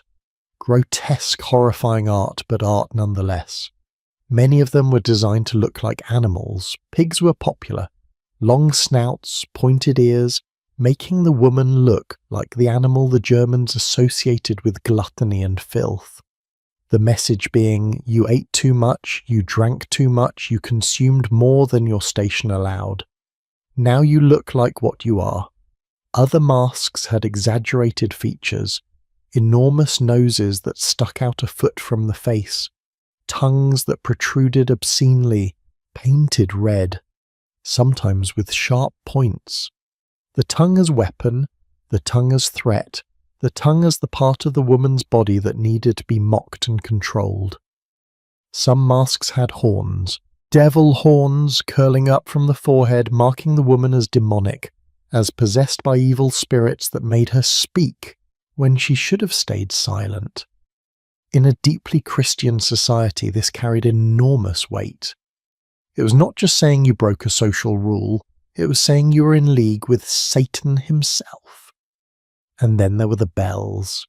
Sometimes one large bell at the very top of the mask, sometimes multiple bells arranged around the framework, creating a cacophony of sound with every tiny motion. Can you imagine? You're already in agony. The iron is cutting into your skin. The gag is pressing down on your tongue, making it bleed if you try to move it. Your jaw aches. Your neck is strained from the weight of the metal. And on top of all that, every time you move, even slightly, bells ring out, drawing more attention, making sure no one can ignore you, making sure your humiliation is accompanied by a soundtrack. Now, you might be thinking, why? Why would anyone add bells? What possible purpose does that serve beyond just being needlessly cruel? And the answer is that is exactly the purpose. The cruelty is the point. Because the Scold's Bridle was never really about preventing one woman from speaking. If that were the goal, you could just lock her in a room. You could exile her. You could fine her. There are lots of ways to punish someone without elaborate iron torture devices. No, the bridle was about sending a message to every other woman in the community. It was about creating a spectacle so memorable, so horrifying, that every woman who saw it would think twice before speaking up, before complaining, before arguing, before questioning authority. And the bells made sure that even if you were not there to see the punishment, you would hear it. You could be inside your home, going about your business, and suddenly you would hear those bells clanging through the streets. And you would know someone is wearing the bridle, someone has been punished for speaking. The bells turned the punishment into an event, into street theatre, into something the whole town participated in, willingly or not. Let me tell you about the Austrian versions, because they took this even further. In Austria and parts of southern Germany, the shame masks became incredibly elaborate. They were painted, they were decorated, they became objects that towns were proud to own. One mask from the 17th century, preserved in a museum in Austria, is shaped like a pig's head but painted in bright colours. Red mouth, white tusks, pink skin.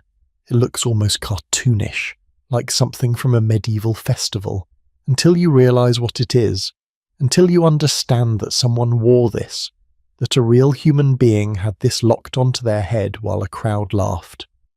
Another mask, this one from the 18th century, has the face of a demon, horns, fang teeth, bulging eyes, but again it is brightly painted, green and red and gold, beautiful in a grotesque way. Someone took time with this. Someone took pride in making it look impressive. And that is what I find most disturbing about these Austrian and German masks. They were not just tools of punishment. They were civic property. They were status symbols. Towns competed over who had the most impressive collection of shame masks. They displayed them in town halls, in market squares, as demonstrations of their authority and their commitment to maintaining social order. Imagine being a craftsman tasked with making one of these. You're a skilled metalworker, maybe, or a painter. You have talent, training, and someone commissions you to create a device whose sole purpose is to cause pain and humiliation. Do you refuse? Do you take the job but do it poorly, hoping it will not work as well? Or do you take pride in your craftsmanship, making the mask as beautiful and terrible as you can? Because that is what artisans do. They make things well, even when those things are instruments of torture. I do not know the answer, but the masks that survive suggest that many craftsmen chose the third option. They made these objects with care, with attention to detail, with artistry, which tells you something about how normalized this violence against women had become. It was not shameful to make a shame mask. It was just another commission, just another job. There is a particularly cruel irony in the bells when you think about it, because one of the crimes that could get you put in the bridle was gossiping, talking too much, spreading rumours, and what is gossip really, except information travelling through social networks? Women telling each other what is happening in their community, who is doing what, who needs help, who is causing problems. In societies where women had no formal political power, gossip was power. It was a way of sharing information, of holding people accountable, of creating social bonds and social pressure. The women's network was how things got done, how reputations were made or destroyed, how communities functioned beneath the surface of official male authority. And the bridle, with its bells, was designed to disrupt that network, to make women afraid of talking to each other, to turn speech itself into something dangerous. But here is the thing, the bells also advertised the punishment. They made sure everyone knew who was being punished and why, which meant the community knew which women had been brave enough, or foolish enough, or desperate enough to speak up despite the risks. In some ways, the bells backfired. They were supposed to be a warning. Stay silent, or this will be you. But they also became a marker of defiance. This woman refused to be sus. This woman said something that threatened someone powerful enough to have her bridled. What did she say? What did she know? The bells were supposed to isolate the victim, to mark her as different, as wrong, as an example of what not to be. But sometimes, I think, they also created sympathy. They made it impossible to ignore the cruelty. They forced the community to witness, to hear, to confront what was being done in their name. Let me tell you about one specific case from Germany in the early 17th century. A woman whose name has not survived, which is telling in itself, but whose story was recorded by a visiting merchant. This woman was a widow who ran a small tavern. By all accounts, she ran it well. She paid her taxes, followed the rules, caused no trouble, but she had a dispute with a local magistrate over payment for some wine he had purchased. She claimed he owed her money. He claimed the wine was poor quality, and he should not have to pay full price. Words were exchanged. The magistrate, insulted by a woman questioning his honour in public, had her charged with being a scold. She was sentenced to wear the bridle for 4 hours, paraded through the market square during the busiest part of the day. The merchant who recorded this was disturbed by it. He wrote in his journal that the woman's only crime seemed to be demanding payment for her goods, He noted that if a man had done the same thing, it would have been considered good business sense. But because she was a woman, and because she had contradicted a man of higher status, it was scolding, it was insubordination, it was a crime worthy of the bridle. He also noted something else. He wrote that many of the townspeople watching seemed uncomfortable. They did not cheer. They did not throw things. They stood in silence, watching this woman suffer for demanding fair payment. And after she was released, several people, men and women both, went to her tavern and bought drinks. Some paid more than they owed, a gesture of solidarity, a quiet protest against an unjust punishment. The merchant saw this and wrote, "Think they meant to say that her honour was worth more than what she endured, that she was right to speak even at such cost." These German and Austrian masks were used well into the 18th century, longer in some places, and as with the English and Scottish bridles, they were never officially outlawed. They just fell out of use as social attitudes slowly changed. But what is fascinating is that even after they stopped being used as actual punishments, they remained in public view. Museums kept them.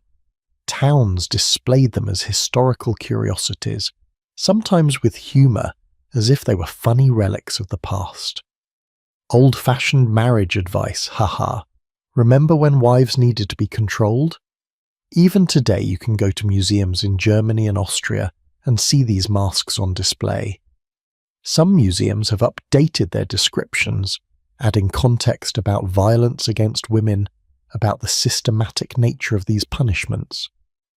But others still present them as quirky historical objects, conversation pieces, without fully reckoning with what they represent.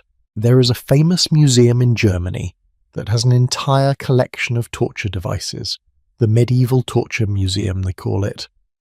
And they display scolds' bridles alongside iron maidens and thumbscrews and all manner of devices designed to cause pain. But here is the difference. Most torture devices were used on criminals, on people accused of serious crimes like murder or treason. The scold's bridle was used on women for talking, for having opinions, for not being quiet enough.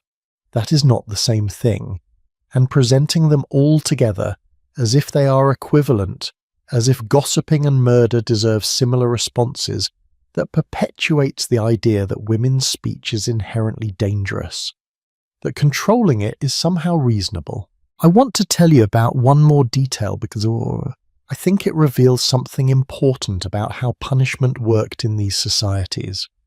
In many German towns, the person who put the bridle on the woman was the town executioner, the same man who hanged criminals, who carried out death sentences, who was socially ostracized because of his profession. He was seen as unclean, tainted by death. His children could not marry into respectable families.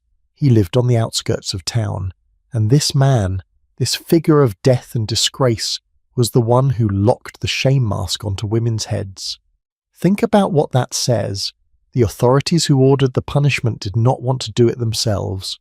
The respectable magistrates, the town council members, the church officials, they did not want to actually touch the device to be the ones causing the pain. So they made the executioner do it. They wanted the punishment, but they did not want to be responsible for it. They wanted women to be stunned skiing, but they did not want to admit they were the ones doing the silencing. So they used a scapegoat, a man already marked as other, as unclean, as apart from normal society. Let him carry the burden of cruelty. Let him be the hand that locks the iron. And we, the respectable citizens, we can watch and approve and benefit from the silence that follows, without ever having to admit our own role in creating it. The bells, I think, were the perfect metaphor for this whole system. They were loud, they drew attention, they made sure everyone knew punishment was happening.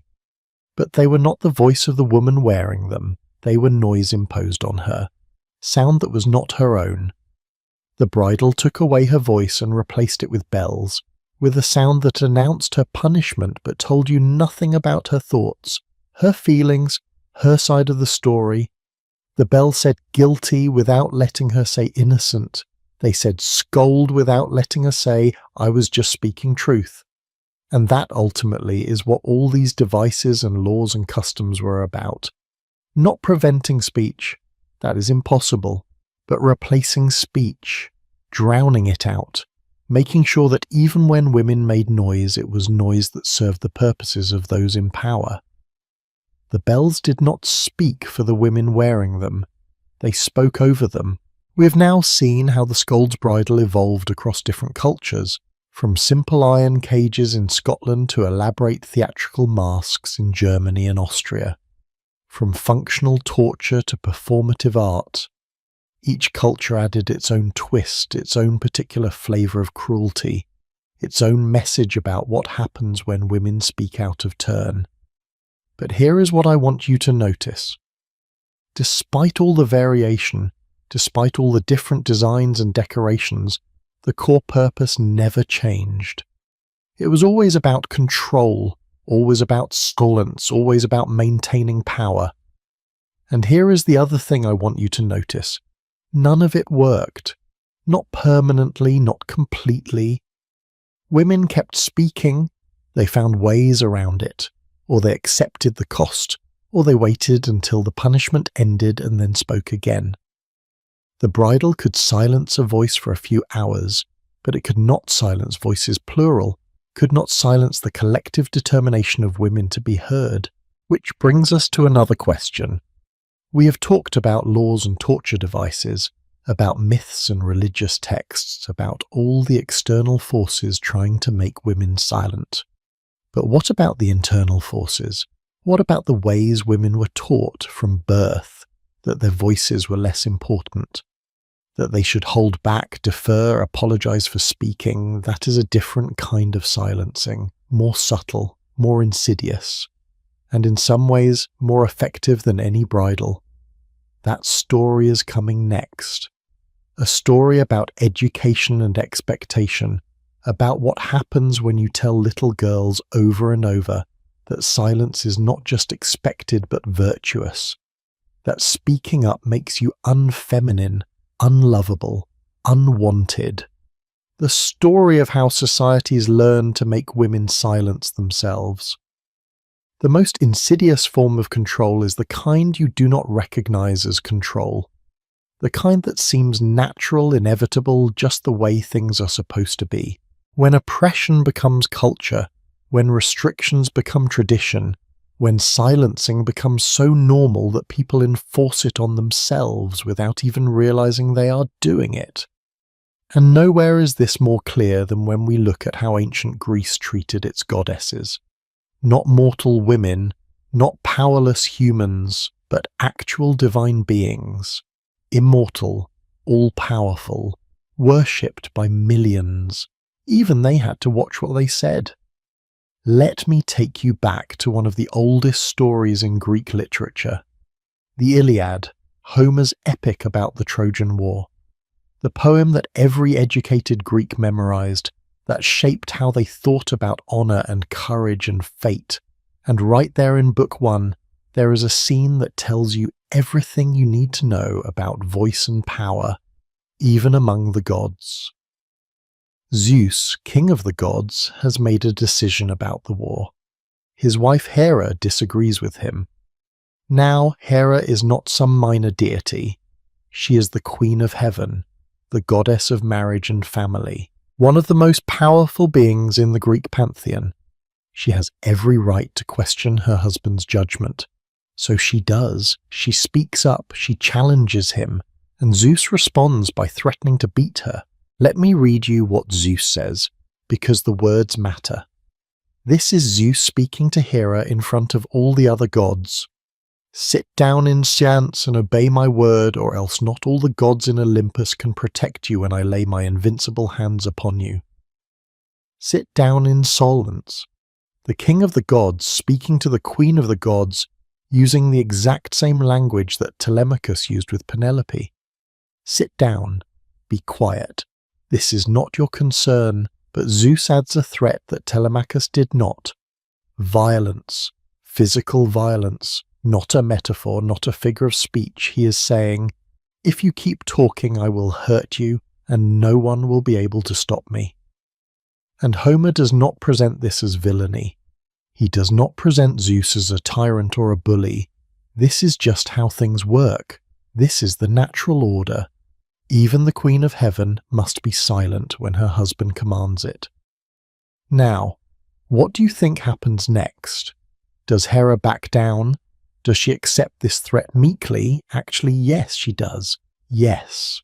Homer tells us she was seized with fear and sat down in silence. The goddess who controls the heavens, who can bless or curse mortals with a word, who is worshipped across the entire Greek world, sits down and shuts up because her husband threatened her. And the other gods? They do nothing. They pretend not to notice. Because to acknowledge what just happened, to call out Zeus for threatening his wife, would be to question the fundamental order of things. And that order says, men speak, women listen, even divine women. But here is where it gets really interesting. Because the Greeks did not seem to see any contradiction between worshipping powerful goddesses and silencing mortal women. In fact, the way they handled this contradiction tells us a lot about how oppression works. Think about the goddesses Greek men prayed to. Athena, goddess of wisdom and war. Artemis, goddess of the hunt. Hera, queen of heaven. Demeter, who controls the harvest. Aphrodite, who commands love itself. These are not passive figures. These are powerful, active, commanding deities. And yet, when you look at how these goddesses are portrayed in myth, they are constantly being put in their place, constantly being reminded that even divine power has limits when you are female. Take Athena, born fully formed from Zeus's head, wearing armor, carrying a spear. The goddess of strategic warfare and wisdom. Athens, the greatest city in Greece, is named after her. She is powerful, intelligent, fierce. But where did she come from? According to myth, Zeus swallowed her mother, Metis, while Metis was pregnant with Athena. Why? Because a prophecy said Metis would have children more powerful than Zeus. So Zeus eliminated the threat by literally consuming the mother and taking the child for himself. Athena has no mother. She belongs entirely to her father. Her power comes from him, not from female lineage. She is a woman, yes, but a woman who was never born from a woman. A woman who sides with male authority in almost every myth. A woman who remains forever a virgin, never entering into the realm of marriage and childbirth that defined most women's lives. She is powerful, but her power is safe. It does not threaten the patriarchal order, it reinforces it. Or consider what happened in actual Greek religious practice in the real temples and ceremonies where people worshipped these goddesses. In Athens, there were public religious festivals where women participated. The Thesmophoria, for instance, was a festival in honor of Demeter, attended only by citizen women. For 3 days, women left their homes and gathered to perform secret rites. No men were allowed. Sounds empowering, right? Women-only space, religious authority, sacred mysteries. Except here is what happened at this festival. The women fasted. They sat on the ground, making themselves uncomfortable. They performed rituals designed to ensure agricultural fertility, to benefit the city's harvest. And then, after 3 days, they went home. They did not make laws, they did not vote, they did not gain any political power from this religious authority. Their role was to bless the land, to perform sacred duties that benefited everyone, and then to return to their normal lives of cunts and seclusion.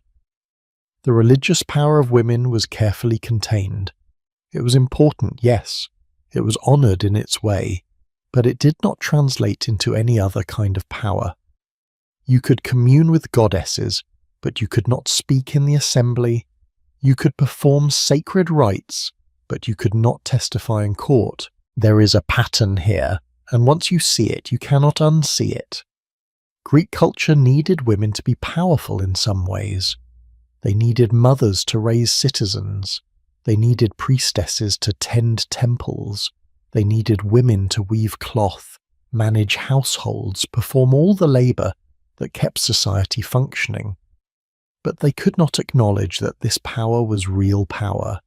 They could not admit that women were necessary, capable, important actors in the life of the city. Because if they did, the whole structure of female subordination would fall apart. So they created a compromise.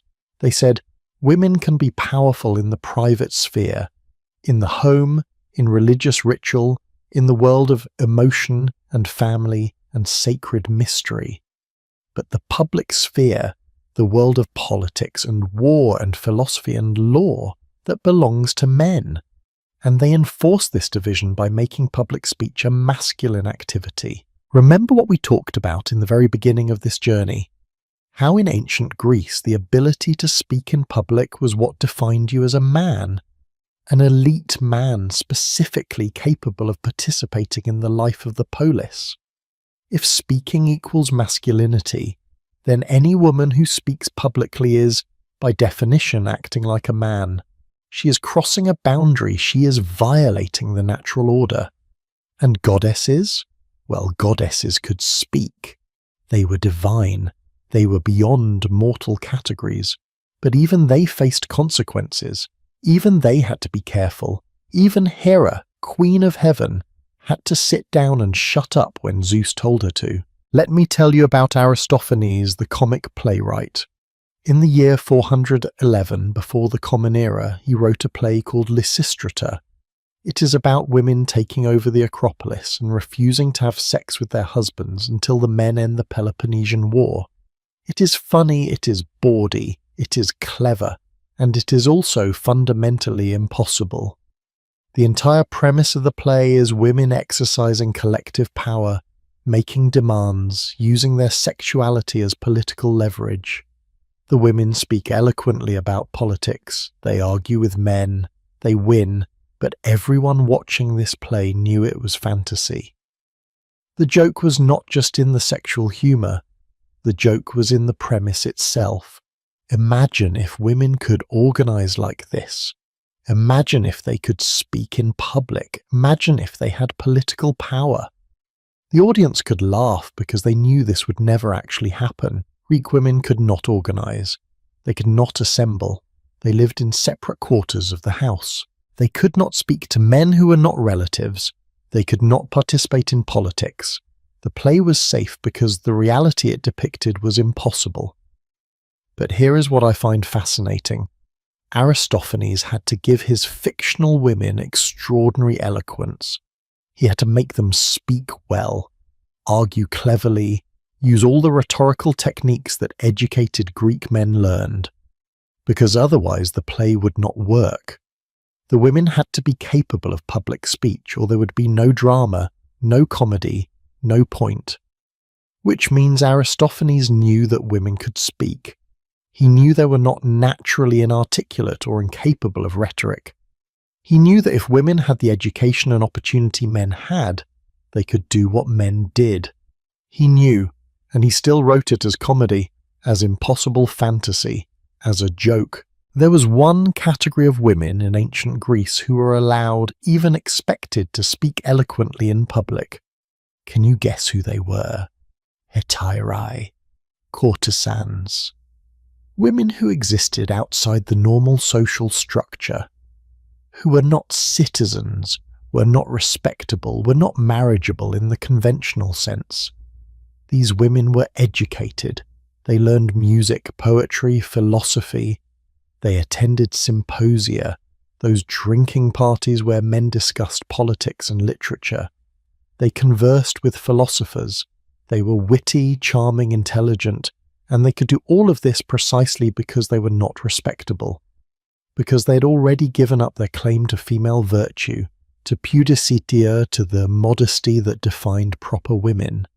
Having stepped outside the boundaries of acceptable femininity, they were free to speak. The most famous hetaira was Aspasia.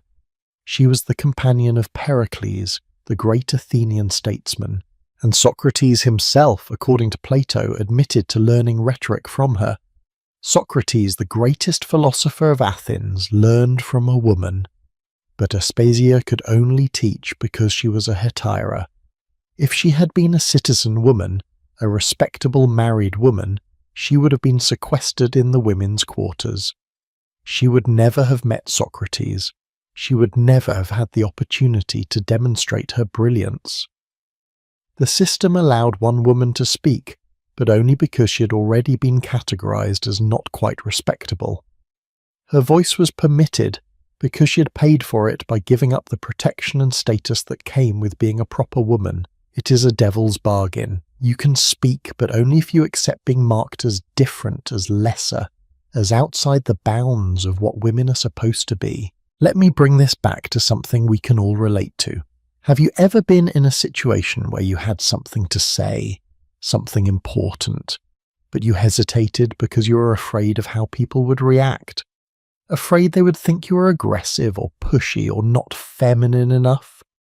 Have you ever softened your language, added qualifiers, apologized before making a point, just to make sure you did not come across as too strong?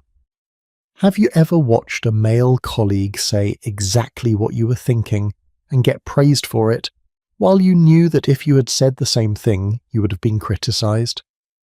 That is the legacy of ancient Greece. That is what it means when a culture decides that speaking equals masculinity. It means that even thousands of years later, even in societies that claim to value equality, women still have to navigate this impossible contradiction. Be confident, but not aggressive. Speak up, but not too much. Have opinions, but do not be opinionated. Be competent, but do not make men feel threatened. These double binds did not appear out of nowhere. They have a history, and that history starts with cultures like ancient Greece, where even goddesses had to watch their tone. Now here is something that might surprise you. Despite all of this, despite all the restrictions and rules and double standards, Greek culture produced women whose voices we still hear today. Not many, but some. Sappho, the poet from the island of Lesbos, writing in the 6th century before the Common Era. Her poetry survived, fragments of it anyway, because it was so beautiful that even men who disapproved of women writing could not bear to destroy it completely. She wrote about love, about desire, about beauty. She wrote with a directness and passion that was shocking by Greek standards. And she did it from Lesbos, an island at the edge of the Greek world, where perhaps the rules were a little looser, the surveillance a little less intense. We do not know much about her life. We do not know if she faced consequences for her poetry, but we know she found a way to speak, and we know her words survived. That is not nothing. In a world designed to silence women, every voice that breaks through is a victory. So what do we learn from ancient Greece? What does this tell us about the nature of tumult and voice? I think it tells us that power is always afraid of voice. Even when the powerful create goddesses, even when they write plays imagining women speaking, even when they admit that women are capable of eloquence, they still work very hard to keep actual women quiet. Because voice threatens power, not because of what any individual woman might say, but because collective voice, organized voice, women speaking to each other and supporting each other and sharing information, that is dangerous. That is why Greek women were separated, why they lived in different quarters, why they could not gather freely, why their religious power was carefully contained. Because if women could organize, if they could speak collectively, if they could realize their shared interests and act on them, well, then you might have something like the Lex Oppia protests we talked about earlier. You might have actual change. And ancient Greek men, for all their talk of democracy and freedom and rational discourse, were terrified of that change. We have now travelled through Greek philosophy and mythology, through Roman law and protests, through medieval torture devices and German shame masks. We have seen how Western cultures developed elaborate systems to silence women. But the story of silencing women is not only a Western story, and sometimes the most interesting examples come from places we might not expect. Places where the cultural context is completely different, but the impulse to control women's voices remains remarkably similar. What happens, for instance, when women are denied even the ability to write in the official language? When literacy itself is a male privilege, and women are left without a script to record their thoughts? Do they give up? Do they accept that their words will never be written down, never be preserved, never be passed on? Or do they create something new, something unprecedented, something that exists nowhere else in the world? That is where we are going next.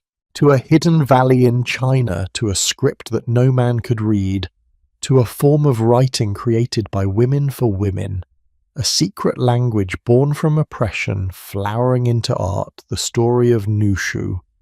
And it is going to astonish you.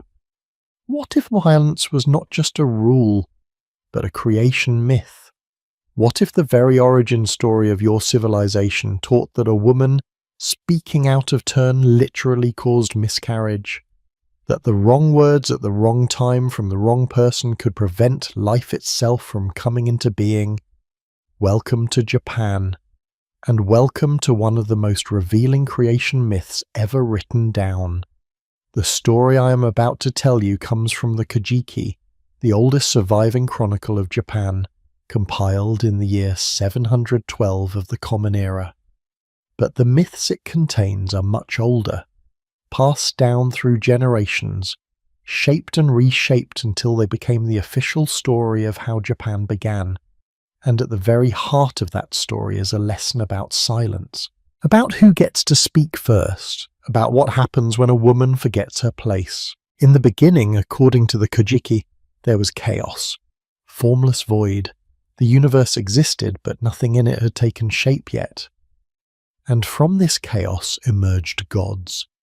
Kami in Japanese, divine spirits. Eventually, two of these gods were given a task. Their names were Izanagi and Izanami, male and female, brother and sister, and also destined to be husband and wife. They were told to create land, to give form to the world, to bring order out of chaos. So Izanagi and Izanami stood on the floating bridge of heaven, and Izanagi took a jeweled spear and thrust it down into the chaos below. When he pulled it out, drops of brine fell from the tip of the spear, and those drops solidified, becoming the first island of Japan. Izanagi and Izanami descended to this island, and they decided to create more. They decided to create through union, through sex. Now here is where the story gets specific, very specific. The Kojiki describes their first attempt in detail. Izanagi and Izanami walked around a heavenly pillar, one going clockwise, the other counterclockwise, until they met on the opposite side. And when they met, Izanami spoke first. She said, "What a beautiful young man you are." And Izanagi, pleased, responded, "What a beautiful young woman you are." And then they had sex, and Izanami became pregnant, and she gave birth. But the child that was born was deformed, incomplete. The Kojiki calls it a leech child, something that could not stand on its own, that had no bones, that was not fully formed. They put it in a boat and sent it away. Izanami tried again. She gave birth to another child. This one was the island of foam, also incomplete, also cast aside. 2 failures, 2 miscarriages essentially, 2 attempts at creation that did not work. So Izanagi and Izanami went back to the heavenly gods and asked, "What did we do wrong? What went wrong with our children?" And the gods told them. They said, the problem was not the physical act, the problem was the words. The problem was that Izanami spoke first. Let me repeat that because it is important. The divine explanation for why creation failed was that the woman spoke first. The gods told them, "Try again, but this time make sure the man speaks first. Make sure Izanagi initiates the verbal exchange. Only then will the union be successful. Only then will the children be whole. So Izanagi and Izanami tried again. They walked around the pillar again, one clockwise, one counterclockwise. They met on the opposite side again. But this time Izanagi spoke first. "What a beautiful young woman you are."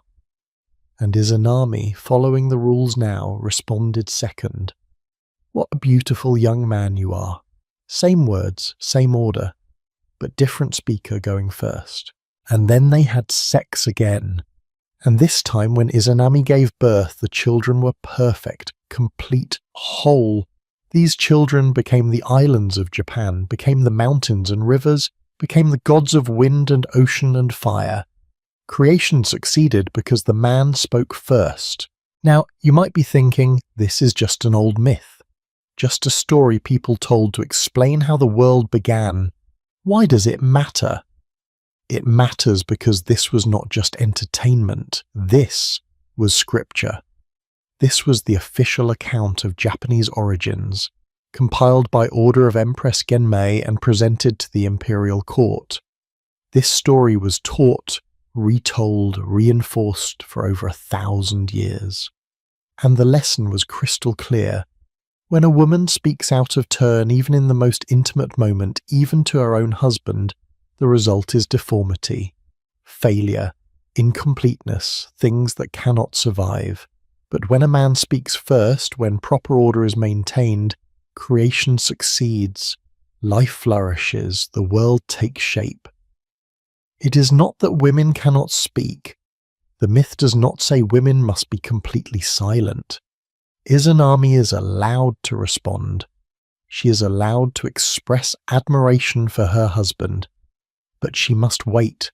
She must let him speak first. She must follow, not lead. The myth encodes a rule about social order and makes it cosmic, makes it divine, makes it the foundation of creation itself. Let me tell you about what happened next in the myth because it gets even more interesting. After successfully creating the islands of Japan and many divine children, Izanami gave birth to the god of fire, and the birth killed her. The fire god burned her as he was being born, and she died from her injuries. Izanagi was devastated. He went to the underworld, Yomi, to try to bring her back. He found her there in the darkness, and she told him, "Do not look at me, do not bring light. I am no longer beautiful. I belong to this world now." But Izanagi, desperate, broke off a tooth from the comb in his hair and lit it as a torch. And he looked, and what he saw horrified him. Izanami's body was rotting. Maggots crawled through her flesh. Thunder gods had taken up residence in her corpse. She was death itself. Izanagi screamed and ran, and Izanami, humiliated and enraged, chased him. She sent demons after him. She swore vengeance. She became the goddess of death, of pollution, of the underworld. And Izanagi escaped back to the land of the living, where he purified himself, washing away the contamination of death. And from that purification, more gods were born, including Amaterasu, the sun goddess, who would become the most important deity in the Shinto pantheon. So Izanami, who started as a co-creator with her brother-husband, ended up as the goddess of death, trapped in the underworld, forever separated from the land of the living, forever associated with pollution and decay. Now, let us think about what this myth is teaching, because it is teaching multiple lessons at once, all of them about power and gender and voice. First, women who speak first cause things to go wrong.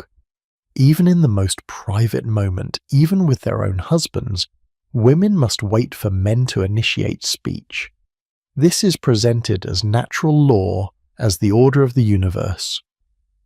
Second, when women are humiliated, when their dignity is violated, they become dangerous. Izanami chases Izanagi because he saw her at her worst, because he broke his promise, because he could not accept that she had changed. Her rage is understandable, but the myth frames it as her becoming monstrous, becoming death itself. Third, Men must separate themselves from women who have been associated with death, pollution, impurity. Izanagi purifies himself, he washes away the taint of the underworld. And from that purification, from that rejection of the female who has been marked as impure, comes Amaterasu, the sun goddess, the ancestor of the imperial line. It is a myth about separation, about the necessity of keeping women in their place, in their role, in their assigned position in the social order.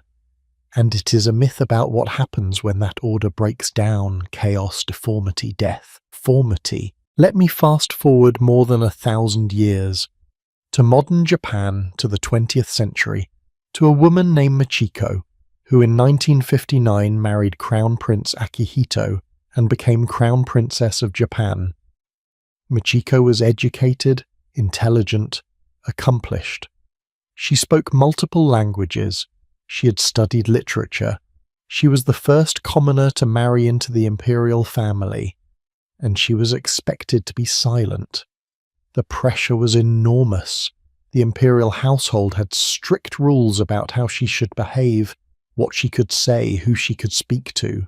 She was criticized constantly by the media, by traditionalists, by people who thought a commoner had no business being in the imperial family. In 1993, after years of this pressure, Michiko lost her voice, literally. She developed a condition where she could not speak. Doctors said it was psychogenic, stress-induced. Her body had silenced her because the pressure to be silent had become unbearable. She recovered eventually. She learned to navigate the impossible expectations placed on her. But the symbolism is stark, is it not? A woman in the imperial family, descended symbolically from the goddess Amaterasu, silenced by the weight of tradition, by the expectation that she should be seen but not heard. The myth of Izanami, written down in 712, still casting its shadow in 1993. But here is what fascinates me about the Izanami and Izanagi story. Despite being a myth about female subordination, it is also a myth about female power.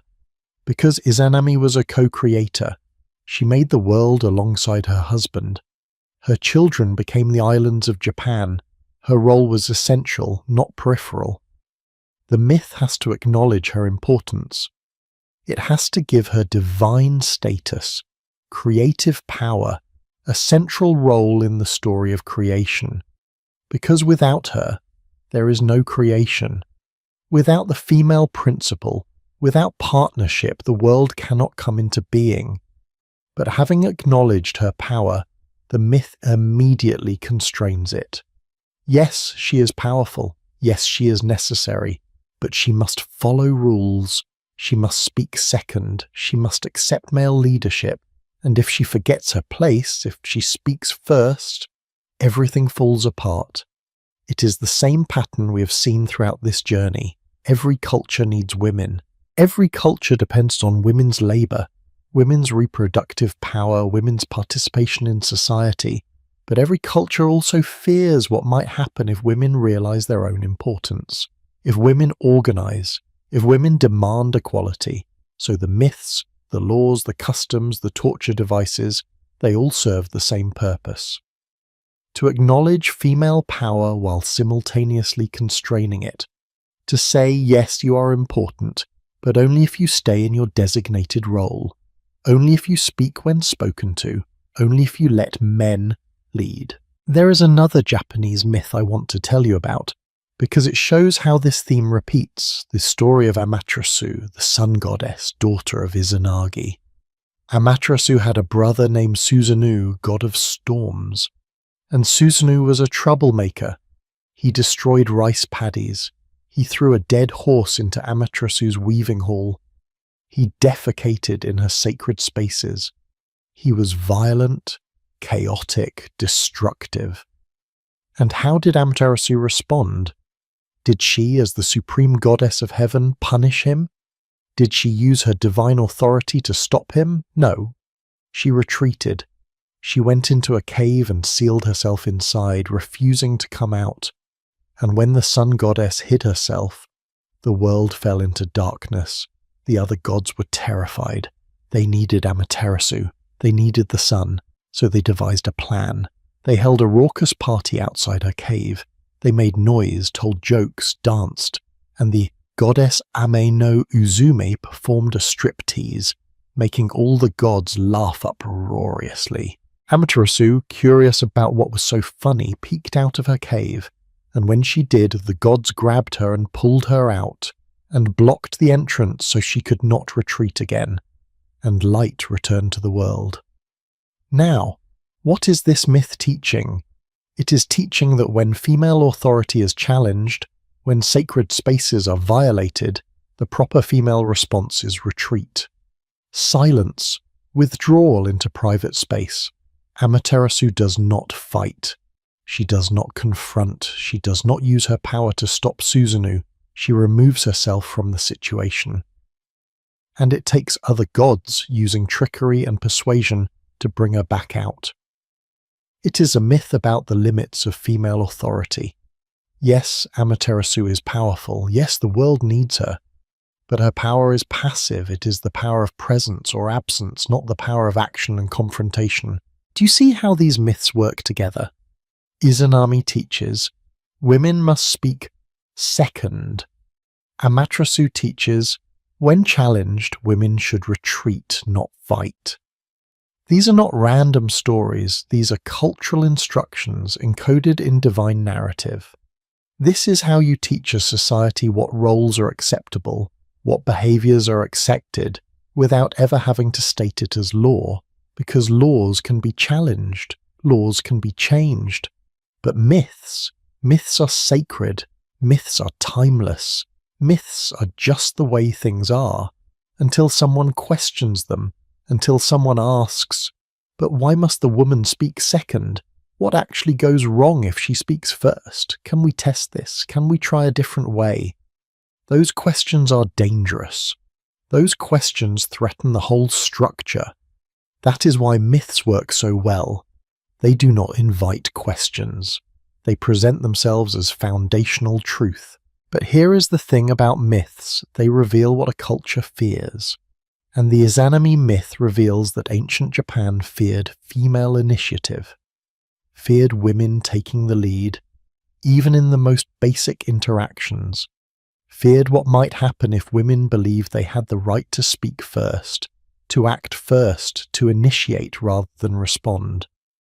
That fear created a culture where women's voices were carefully managed, where soreness was associated with virtue, where speaking up, speaking out, speaking first was seen as a violation of natural order. And that culture persisted. It changed, yes, it evolved. Women in Japan gained rights over centuries, but the echoes remain. The pressure to be modest, to be quiet, to not stand out, to maintain harmony by not speaking up, that pressure is still there. Just ask Crown Princess Michiko, whose body silenced her when the cultural pressure became too great. We have now seen how different cultures, from Greece to Rome to medieval Europe to Japan, all developed their own ways of teaching women to be silent. Different methods, different myths, different justifications, but the same underlying message. Your voice is dangerous. Use it carefully. Preferably do not use it at all. But here is what all of these stories also reveal: women kept speaking anyway. Izanami may have had to speak second, but she still spoke. Amaterasu may have retreated into a cave, but she came back out. Crown Princess Michiko may have lost her voice, but she recovered it. Silence was never complete. It was never absolute. There were always cracks, always exceptions, always women who found ways to make themselves heard. And sometimes, when the pressure to be silent became truly overwhelming, women got creative. They found ways to speak that men could not hear. They created spaces where their voices could exist without male supervision. That brings us to the most astonishing example of all. A place where women were so thoroughly excluded from literacy, from education, from written language itself, that they did something unprecedented in human history.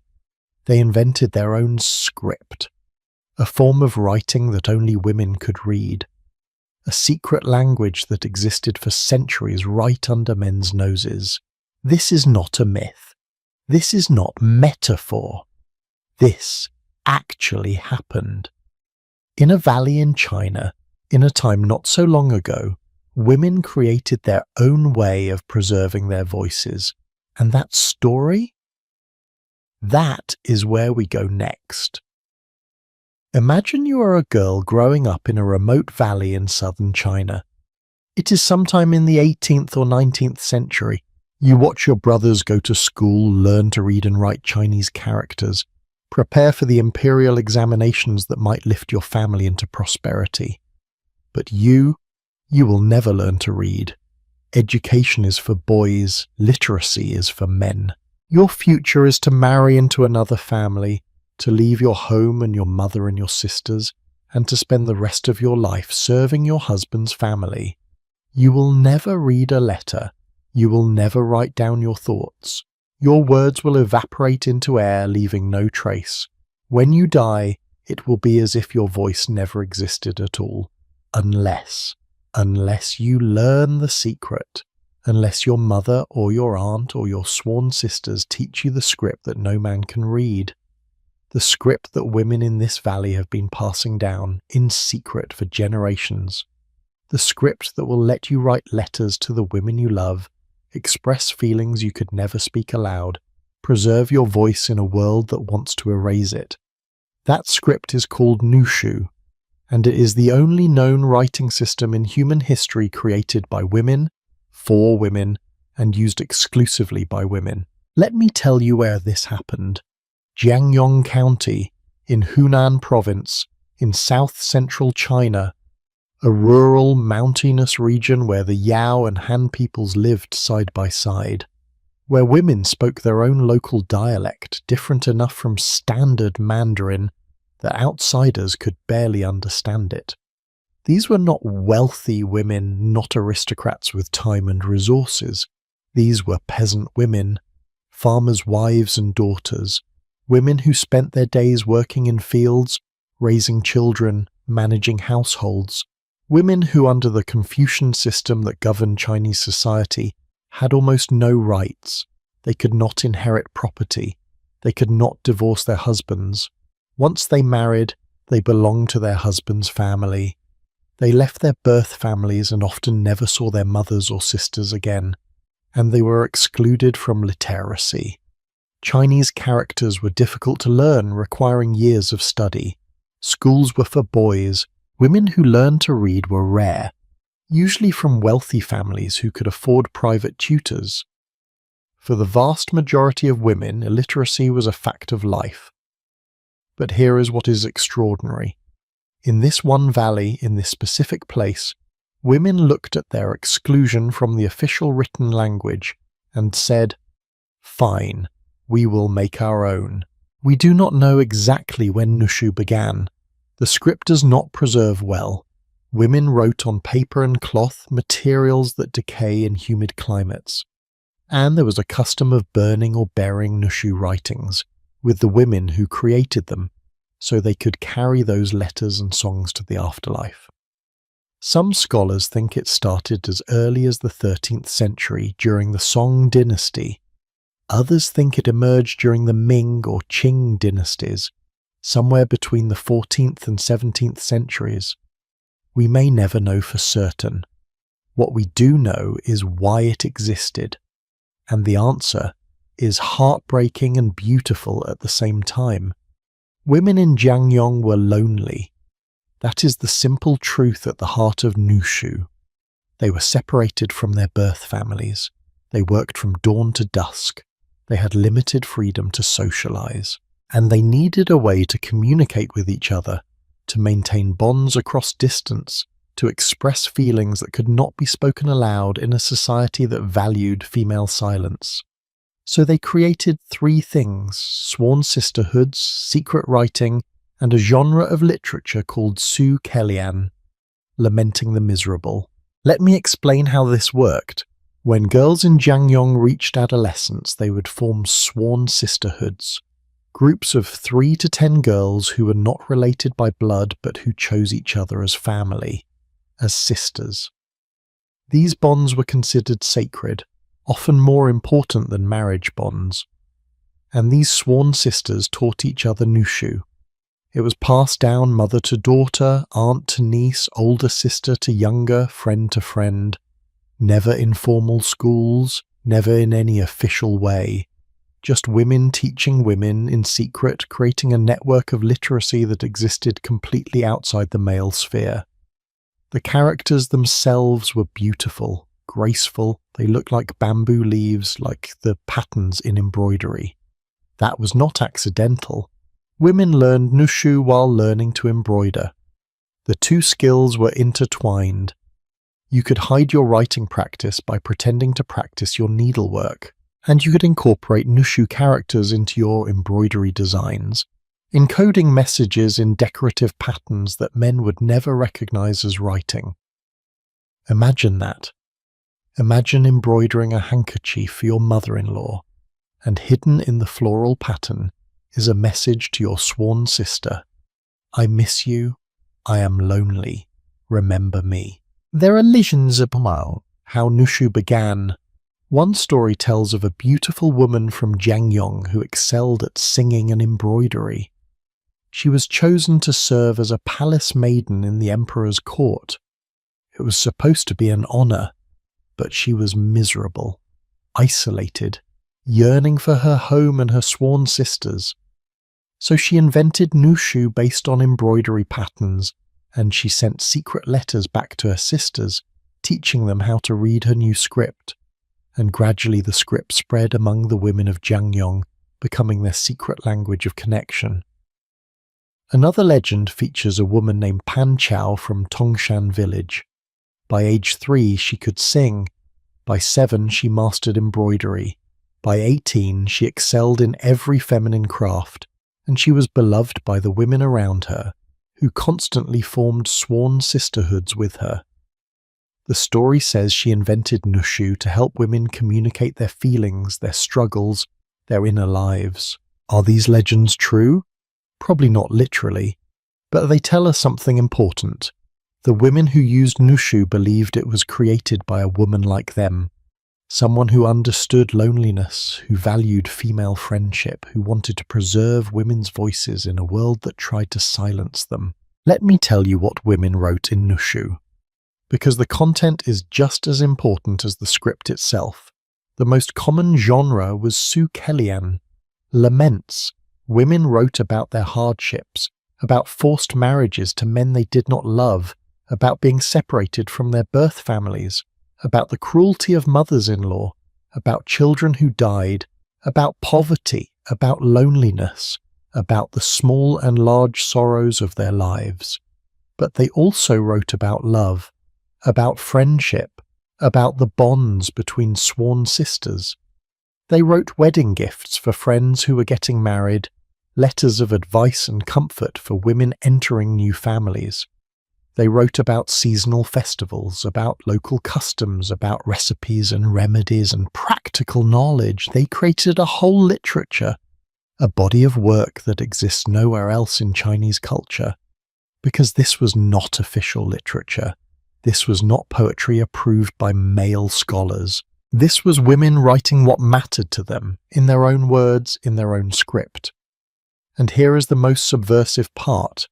They wrote about critique, about unfair treatment, about abusive husbands, about corrupt officials, things you could never say aloud, could never write in official Chinese characters where men might read them. You could write in Nushu. You could tell the truth. You could name injustice. You could share warnings with other women. Nushu was not just a script. It was a form of resistance, a way of saying, you can exclude us from your world of learning, but we will create our own. You can try to erase our voices, but we will write them down in ways you cannot read. Now, here is something fascinating. The script itself was not entirely separate from Chinese. About half of Nushu characters were modified Chinese characters, simplified and stylized. Women took the characters they saw around them, The official writing they were excluded from learning properly, and they adapted it, made it their own, created something new from something old. It was brilliant, because it meant Nushu was not completely incomprehensible to someone who knew Chinese. If you understood the basic principles, you could potentially figure it out. But in practice, men never did, because they never thought to try. They saw women's embroidery, women's decorative arts, and they never imagined it might contain actual writing, actual communication, actual literature. The invisibility of women's work protected the secret. Men literally could not see what was right in front of them, because they had been taught that women's activities were trivial, decorative, not worthy of serious attention. And so Nushu flourished, hidden in plain sight for centuries. Let me tell you about what happened to Nushu in the 20th century, because its story is both tragic and hopeful. During the Cultural Revolution from 1966 to 1976, Nushu was suppressed. The Red Guard saw it as old culture, as feudal tradition, as something that needed to be destroyed. Women were forced to burn their Nushu writings. Some were punished for possessing texts written in the script. And even before that, during the Japanese invasion of China in the 1930s and 1940s, Nushu was targeted. Japanese occupiers feared it might be a secret code, a way for Chinese resistance fighters to communicate. So they destroyed Nushu texts they found and punished women who used the script. But some women hid their writings, they buried them. They memorized text and passed them down orally, ready to write them down again when it was safe. And by the 1980s, when scholars finally began to study Nushu seriously, there were only a handful of elderly women left who could still read and write the script fluently. The youngest generation had not learned it. The tradition was dying. One of the last masters was a woman named Yang Huanyi. She died in 2004 at the age of 98. She had spent decades working with scholars, teaching them Nushu, translating texts, helping to preserve this unique form of women's literacy. When she died, newspapers around the world ran obituaries. The last fluent speaker of Nushu, they said, the end of a 1,000-year tradition. But here is where the story gets interesting. Because Nushu did not die, it transformed. Today there are women in China who are learning Nushu again, not as a practical script, not as a secret language, but as a form of cultural heritage, as a connection to their ancestors, as a symbol of women's creativity and resilience. There are Nushu calligraphy classes, Nushu museums, Nushu scholars who have digitized thousands of texts, making them available to researchers worldwide. Young women are getting Nushu tattoos, wearing Nushu jewelry, incorporating the script into art and fashion. The script that was created in secret, passed down in whispers, nearly destroyed multiple times, has become a source of pride. A reminder that even when women are excluded from official culture, they create their own culture. Even when they are denied literacy, they invent new ways to write. And maybe most importantly, the story of Nushu has inspired women around the world. It has shown that knits imposed from outside can generate creativity from within, that oppression can spark innovation, that women denied access to one form of power will create another. There is something profoundly moving about Nushu when you think about it. These were women with no political power, no economic independence, no legal rights. They could not change the Confucian system. They could not reform the laws that oppressed them. They could not make men listen to their voices, but they could write to each other. They could maintain bonds of friendship across distance. They could express feelings, share stories, preserve their inner lives. They could create beauty, create literature, create a whole tradition of women's culture that existed parallel to official culture. It was not enough, of course. A secret script does not replace legal rights. Female friendship does not compensate for systematic oppression. The women who wrote Nushu still suffered, still faced hardship, still lived under crushing restrictions. But it was something. It was a crack in the wall. It was proof that women's voices cannot be completely silenced, only driven underground. And what is driven underground does not die. It grows roots, it waits, and when conditions change, it emerges, transformed but alive. You know what strikes me most about Nushu? It is the only example we know of where women created an entirely separate written language. Not a women's dialect, not slang, not modified speech, but an actual script, with its own characters, its own orthography, its own literary tradition. Think about what that means. In ancient Greece, women were excluded from education, but they did not create their own alphabet. In Rome, women were denied legal voice, but they did not invent new ways to write. In medieval Europe, women were silenced with bridles, but they did not develop secret scripts. Why did it happen in Jiangyong? Why did these specific women in this specific place do something that women nowhere else in the world managed to do? I think it is because they had the perfect combination of factors. They were oppressed enough to need it desperately. They were isolated enough to keep it secret. They were skilled enough in other arts, like embroidery, to have a cover for their literacy. And they had strong enough bonds through sworn sisterhoods to maintain the tradition across generations. And maybe, just maybe, there were women in other times and places who tried to do similar things, but their scripts did not survive. Their traditions were lost. Their stories were never written down because they had no way to write them. We will never know how many secret languages disappeared without trace, how many women's traditions were erased completely. Nushu survived by luck as much as by determination. There is one more thing I want to tell you about Nushu, something that ties it back to everything we have been talking about in this journey through history.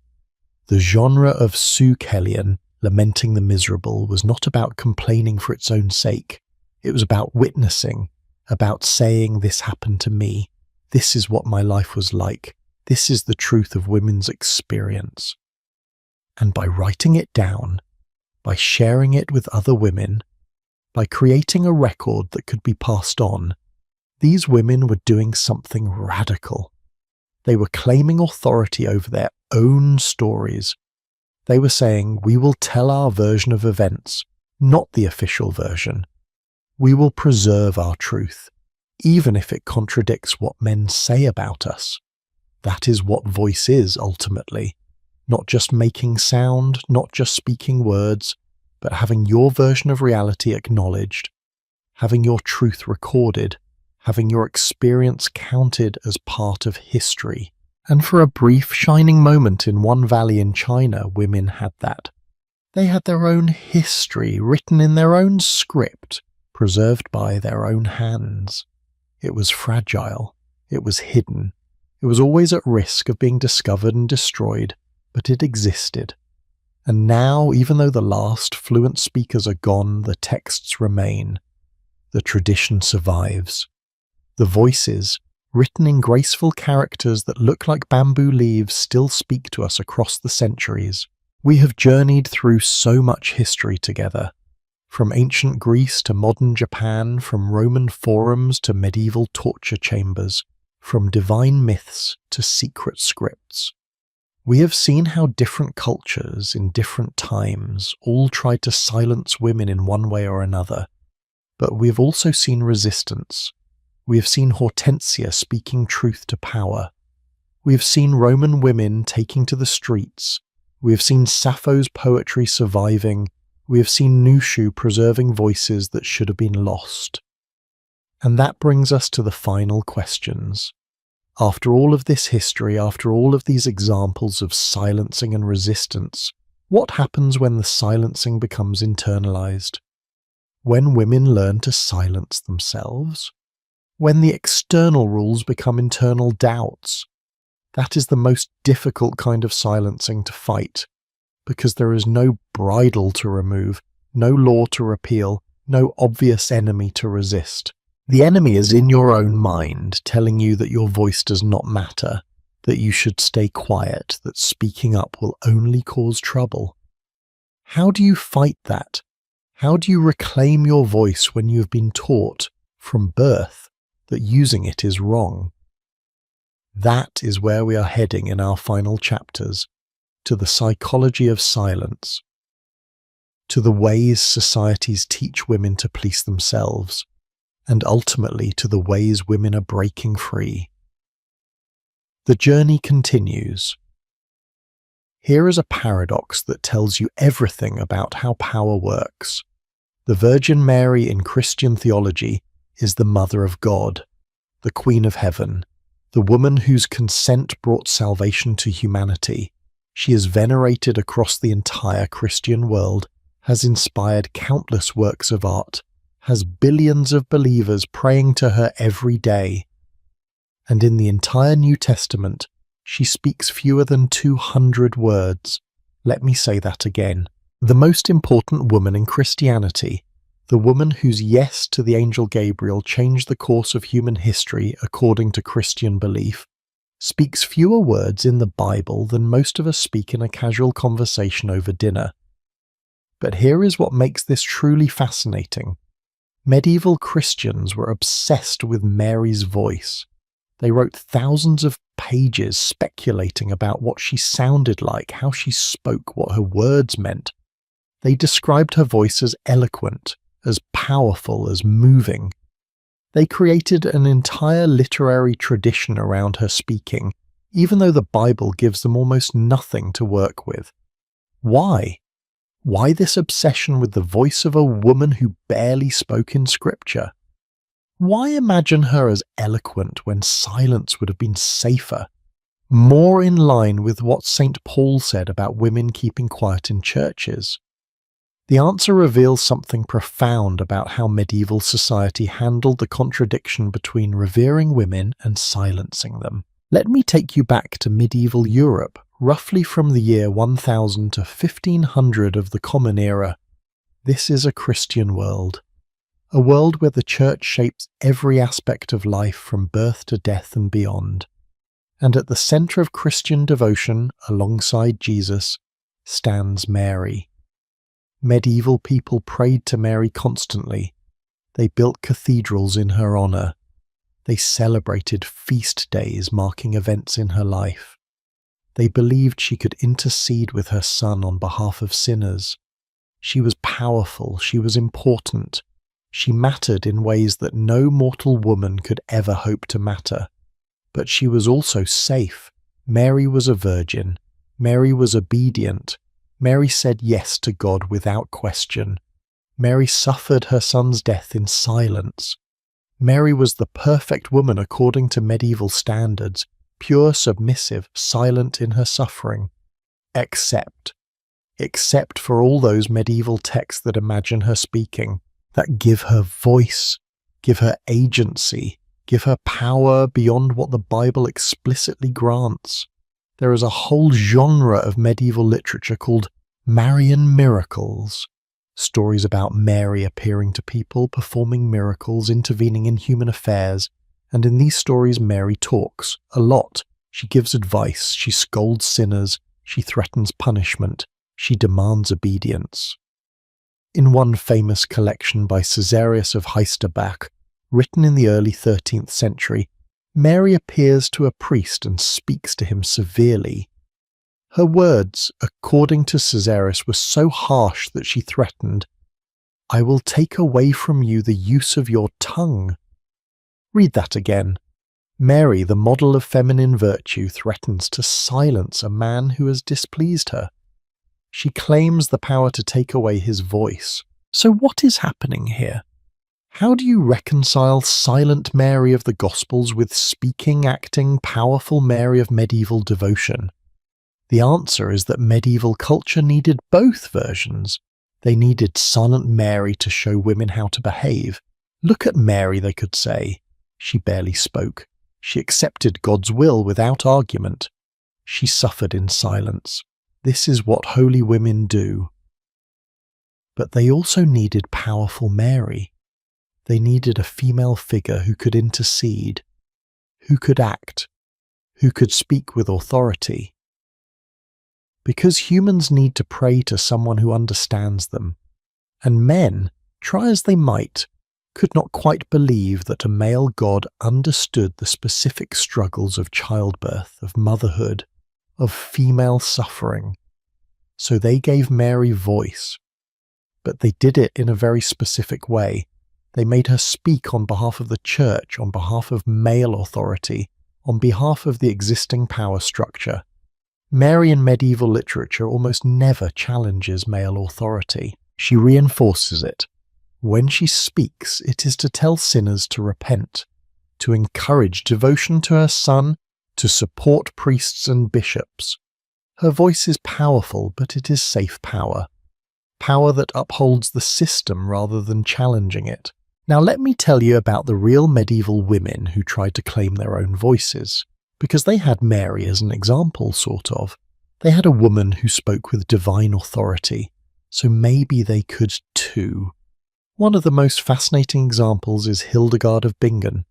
Born in 1098, she lived to be 81 years old. She was a Benedictine abbess, a composer, a writer, a mystic, a healer. She wrote books on theology, on natural history, on medicine. She preached to audiences of thousands, including bishops and nobles. She corresponded with popes and emperors. She was, by any measure, an extraordinary woman, a woman who refused to be silent. But here is how she did it. Here is how she managed to speak and write and preach in a world that told women to be quiet. She claimed that everything she said came directly from God. She called herself a feather on the breath of God. She insisted that she was just a vessel, weak and unworthy, simply transmitting divine vision. She could not help but speak, you see. God was making her do it. In her writings, she is constantly humble, constantly emphasizing her weakness as a woman, constantly reminding her readers that she is not claiming her own authority, but only serving as God's mouthpiece. Listen to how she describes herself. I am a poor earthen vessel and say these things not from myself, but from the serene light. I am an uneducated woman, unlearned in the scriptures and untrained in music. Yet I compose songs with melody. She has to diminish herself to be heard. She has to make herself small, unimportant, just a passive channel, in order to claim the space to speak. And it worked. Because how could church authorities silence her if she was speaking God's words? To silence Hildegard would be to silence God. So they let her speak. They published her books. They invited her to preach. But at what cost? At the cost of never being able to say, this is what I think. Only this is what God has shown me. Let me tell you about another medieval woman, Catherine of Siena, born in 1347. Like Hildegard, she had visions. Like Hildegard, she claimed divine authority. But Catherine went even further. Catherine involved herself in politics. She wrote to popes advising them. She worked to end the Western Schism, the period when there were multiple men claiming to be pope simultaneously. She convinced Pope Gregory XI to return to Rome from Avignon. She negotiated between warring Italian city-states. This was a woman exercising real political power, a woman whose words changed the course of history. But Catherine was never taught to write. She was illiterate for most of her life, unusual for someone from her middle-class background. She dictated her writings to scribes. Her most famous work, the Dialogue, was dictated while she was in ecstatic states, supposedly channeling God directly. And here is what I find most poignant about Catherine. She was so devoted to her mission, so consumed by her visions and her work, that she damaged her health. She fasted severely. She slept only a few hours a night. She died at age 33, worn out by her intensity. She burned herself up to be heard, she sacrificed her body to claim her voice, and like Hildegard, she had to frame everything she said as coming from God, not from herself. She could advise popes only by claiming divine visions. She could speak about theology only by insisting she was unlearned, just a simple woman repeating what Christ had shown her. The brilliance was real. The political acumen was real, the theological insights were real, but she could never claim them as her own. There were other ways medieval women found voice, not through mysticism but through music, through poetry, through translation and copying of manuscripts in convents. Nuns in medieval Europe were often the most educated women in society. They could read and write, they preserved classical texts, they created illuminated manuscripts, they composed liturgical music. In the enclosed space of the convent, away from male supervision in many ways, they had freedoms that secular women did not.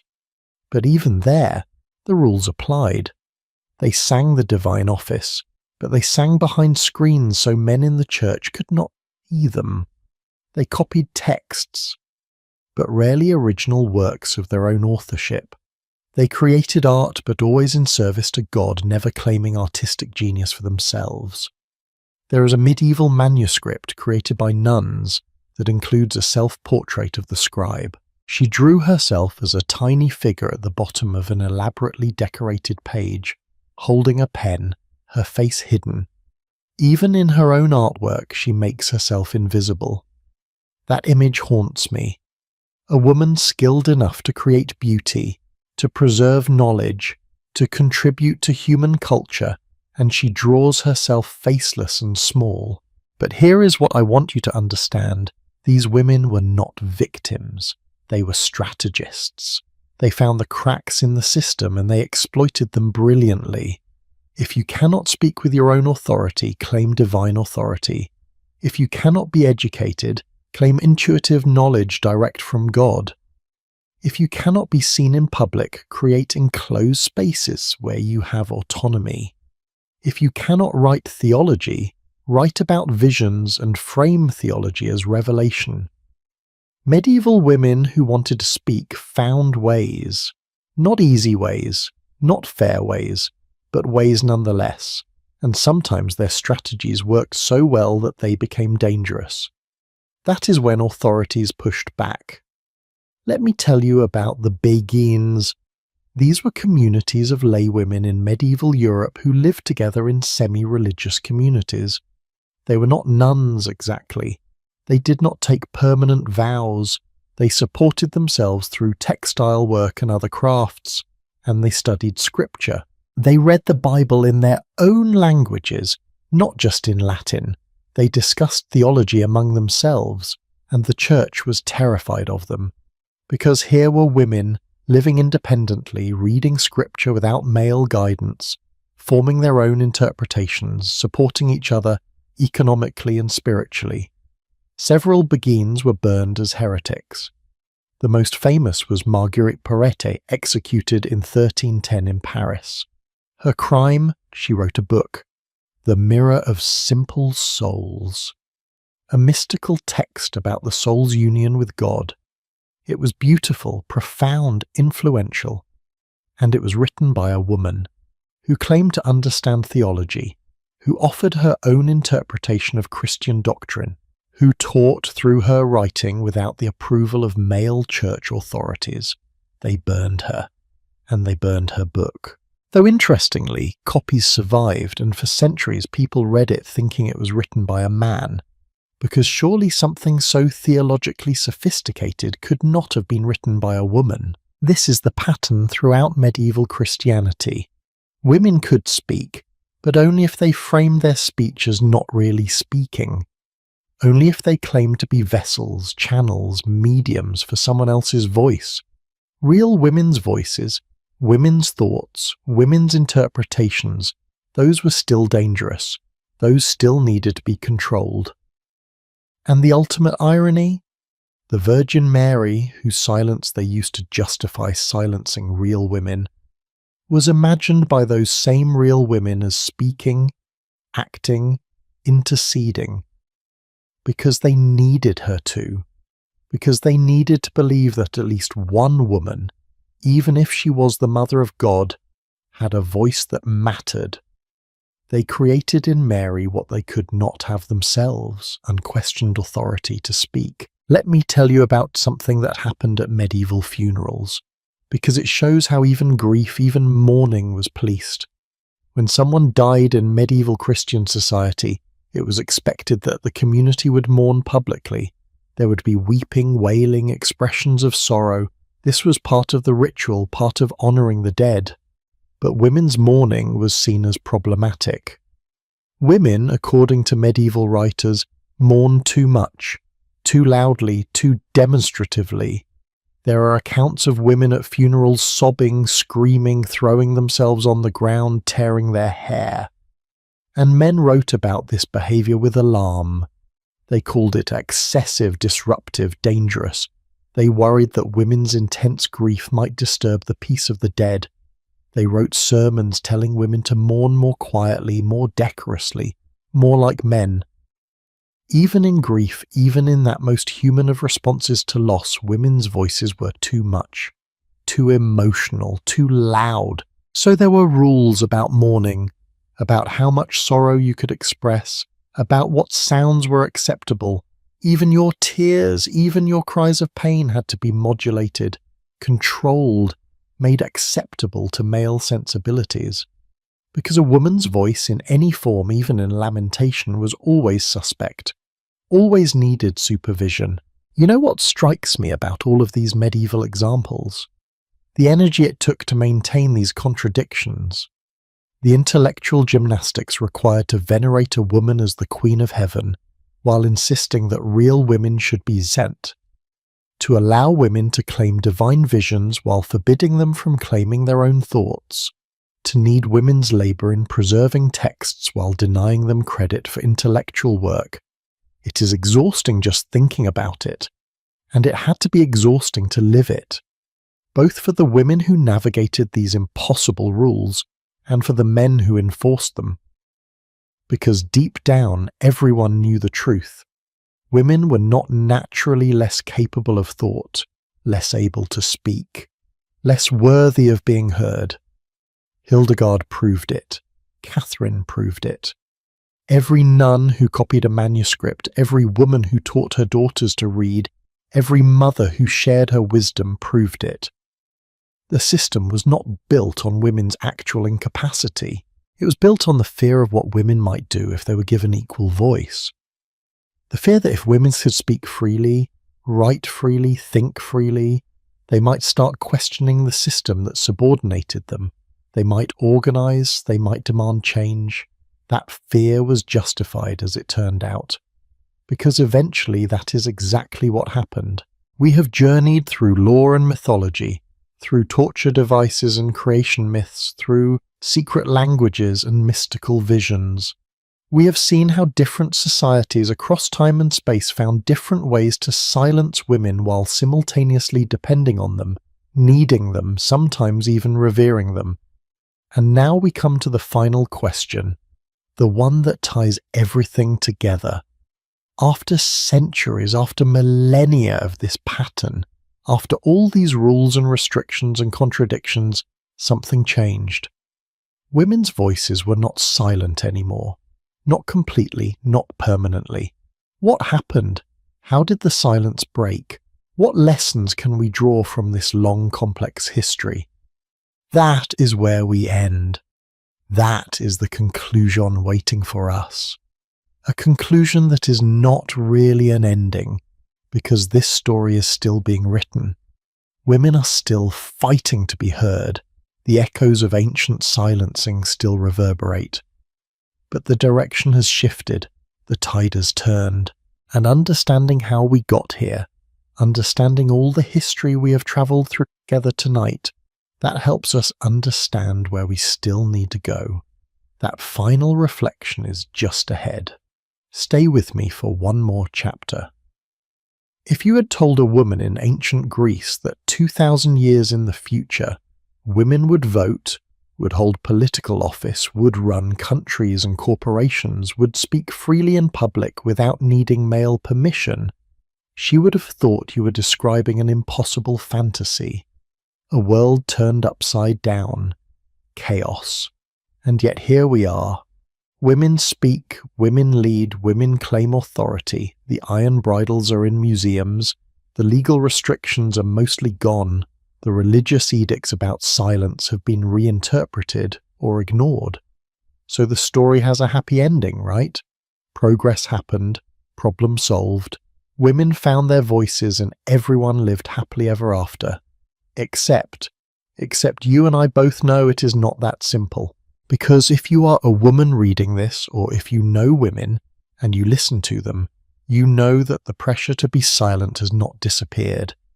It has just changed form. The bridle is gone, but the impulse that created it remains. Let me tell you about what happened in 2017. A senator in the United States, Elizabeth Warren, was reading a letter during a confirmation hearing. The letter was from Coretta Scott King, written decades earlier. Warren was reading it as part of her argument against a nominee, and the Senate Majority Leader Mitch McConnell interrupted her. He invoked an obscure rule to silence her, to prevent her from continuing to speak, and in defending his action he said something that became instantly famous, that was immediately recognized as part of a very old pattern. She was warned. She was given an explanation. Nevertheless, she persisted. Nevertheless, she persisted. It was meant as criticism, as condemnation, as a warning that Warren had stepped out of line, had refused to accept being silenced, had insisted on speaking when she should have stopped. But women around the world heard those words and thought, yes, we persist. We persist despite the warnings. We persist despite the rules designed to shut us up. We persist because we have to, because our voices matter, because the alternative is unacceptable. Nevertheless, she persisted became a rallying cry, a badge of honor, a reminder that the ancient impulse to silence women who speak uncomfortable truths is still with us, 2,000 years after Telemachus told Penelope to go upstairs. But the modern silencing is more subtle than iron bridles and legal prohibitions. It works through 1,000 small cuts, 1,000 tiny pressures, 1,000 ways of making women doubt their right to speak. Let me give you some examples from research conducted in the past few decades. Studies about how women's voices are heard or not heard in modern society. In business meetings, women are interrupted 33% more often than men are interrupted. When women do speak, they are more likely to be ignored, or to have their ideas attributed to male colleagues who repeat them minutes later. In academia, female professors receive lower student evaluations than male professors, even when teaching the same material in the same way. The comments reveal the bias. Male professors are described as knowledgeable and authoritative. Female professors are described as bossy or unclear, even when presenting identical content. In politics, female leaders face constant commentary on their voices. Too shrill, too soft, not authoritative enough. Every woman in public life can tell you about voice coaches, about learning to lower their pitch, about being told to smile more but not too much, to be confident but not aggressive, to speak up but not too loudly. Margaret Thatcher, Prime Minister of the United Kingdom from 1979 to 1990, hired a voice coach to lower her pitch because advisors told her she would never be taken seriously with her natural speaking voice. She had to literally change how she sounded to be heard as a leader. And that ancient idea, the one from Greek science, the one that said deep voices indicate courage and high voices indicate cowardice, that is still with us. Studies show that people with lower-pitched voices are perceived as more competent, more trustworthy, more leader-like.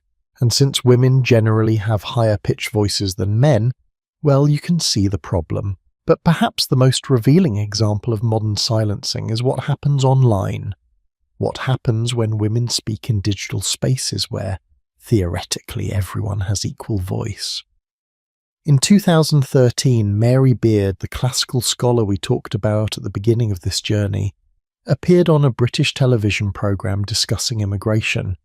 She argued for a nuanced, historically informed position, and within hours she received rape threats, death threats, threats of violence so graphic I will not repeat them here, for speaking, for having an opinion, for being visible and audible as a woman in public discourse.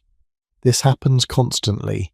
Women in public life, especially women who speak about controversial topics, face avalanches of online abuse. The threats are often sexual, designed to remind women of their vulnerability, to make them afraid, to make them think twice about speaking up next time. It is not a bridle made of iron, but it serves the same purpose. It says, "Your voice is not welcome here. Speaking has consequences. Maybe you should just be quiet." One study found that women receive 3 times as many abusive messages as men on social media. Another found that female journalists are disproportionately targeted with threats severe enough to make them consider leaving the profession entirely. We do not lock iron cages around women's heads anymore. We send them thousands of messages telling them their voices are worthless, their opinions are stupid, their appearance is offensive, and by the way, here are detailed descriptions of violence we would like to do to them. Different method, same goal, silence through intimidation. Now, here is what I find most interesting. None of this is new. The tactics have changed, but the pattern is ancient. When Roman women protested the Lex Oppia, the Senate tried to shame them, to make them feel improper and unwomanly for speaking in public. When Dorothy War preached in the marketplace, they put a bridle on her face.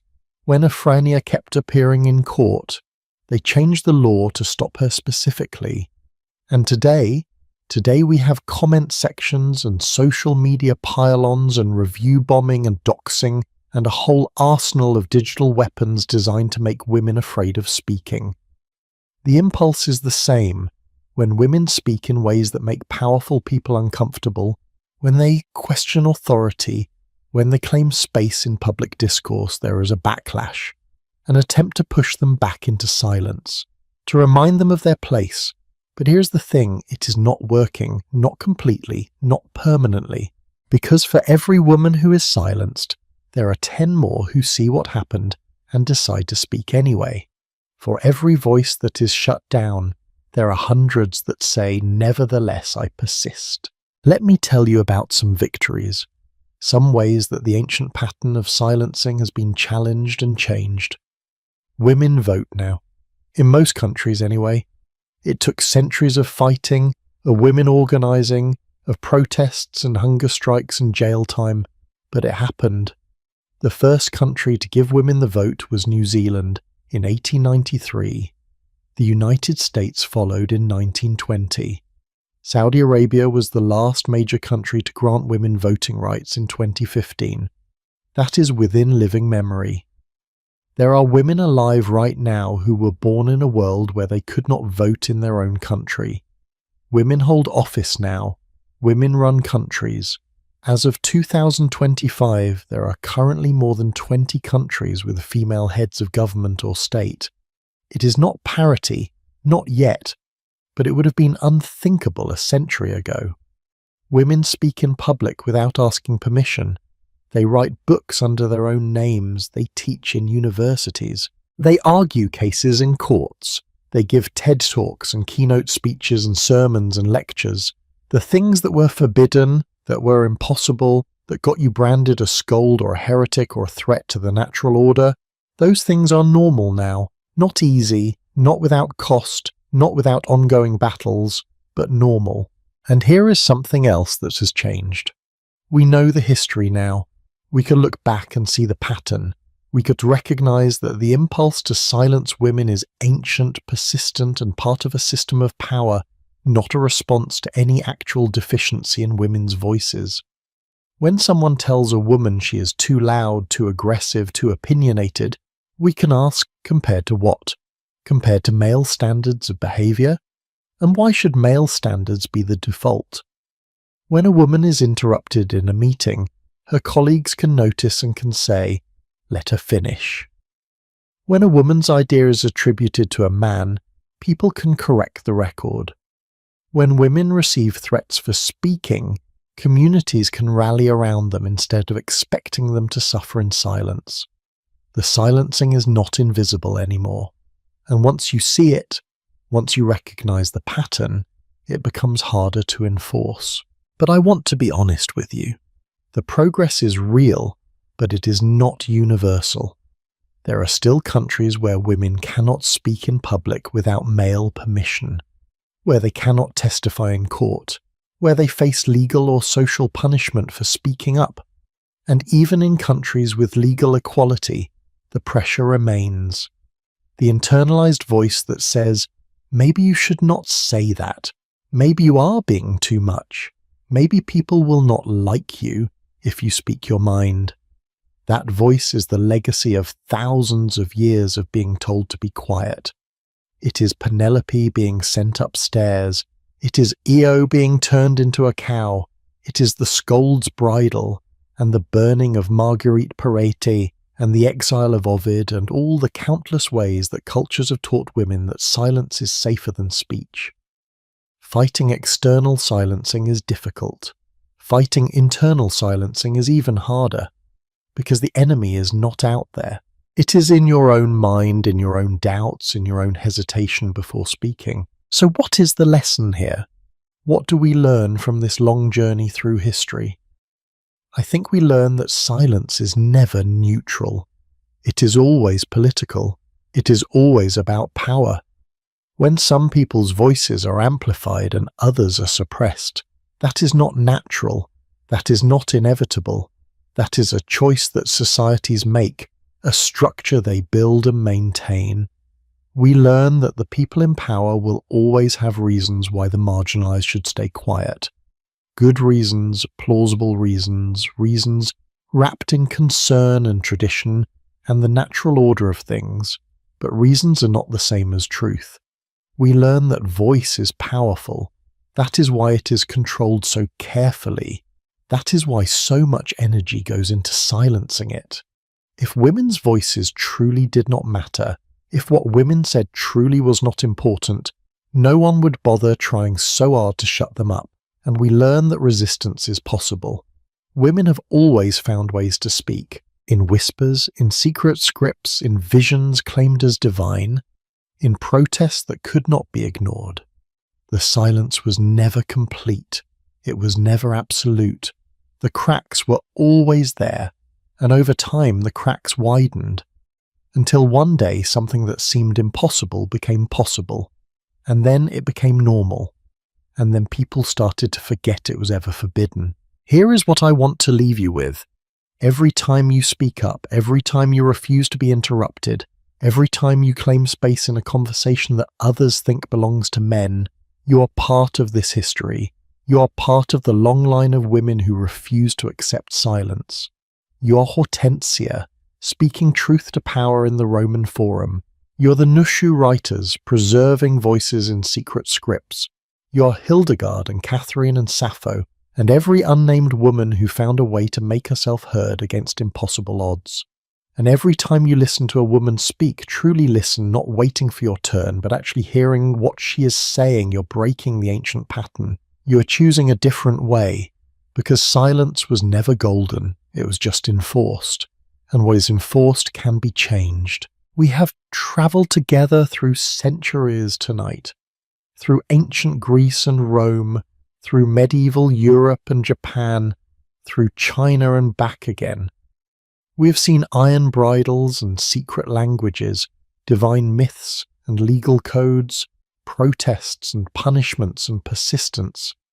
And the thread that runs through all of it is this: humans need to speak. Humans need to be heard. And when half of humanity is told they should be seen, that creates a tension, a pressure, a fundamental injustice that can be suppressed but never truly resolved. The resolution comes only when everyone's voice is valued.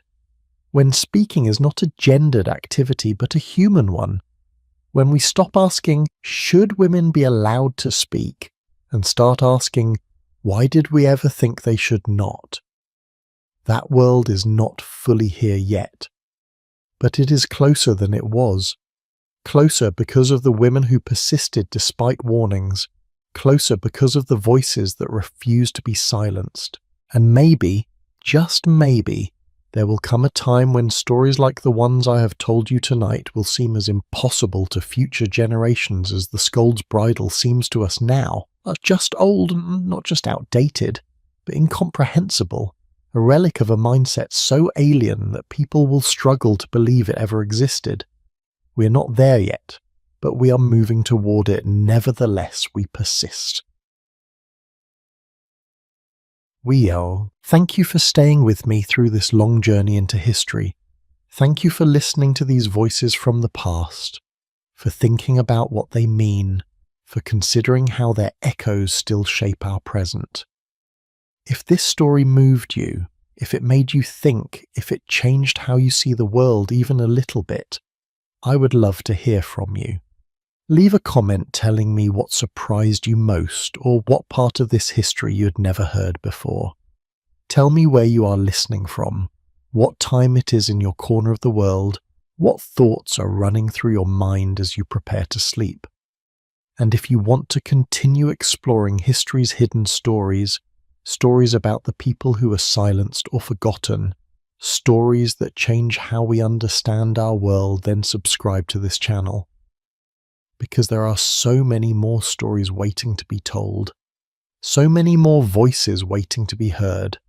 Sleep well, dream of a world where every voice matters, and when you wake, maybe speak a little louder, maybe listen a little better, maybe persist nevertheless in making your voice heard. Until next time, good night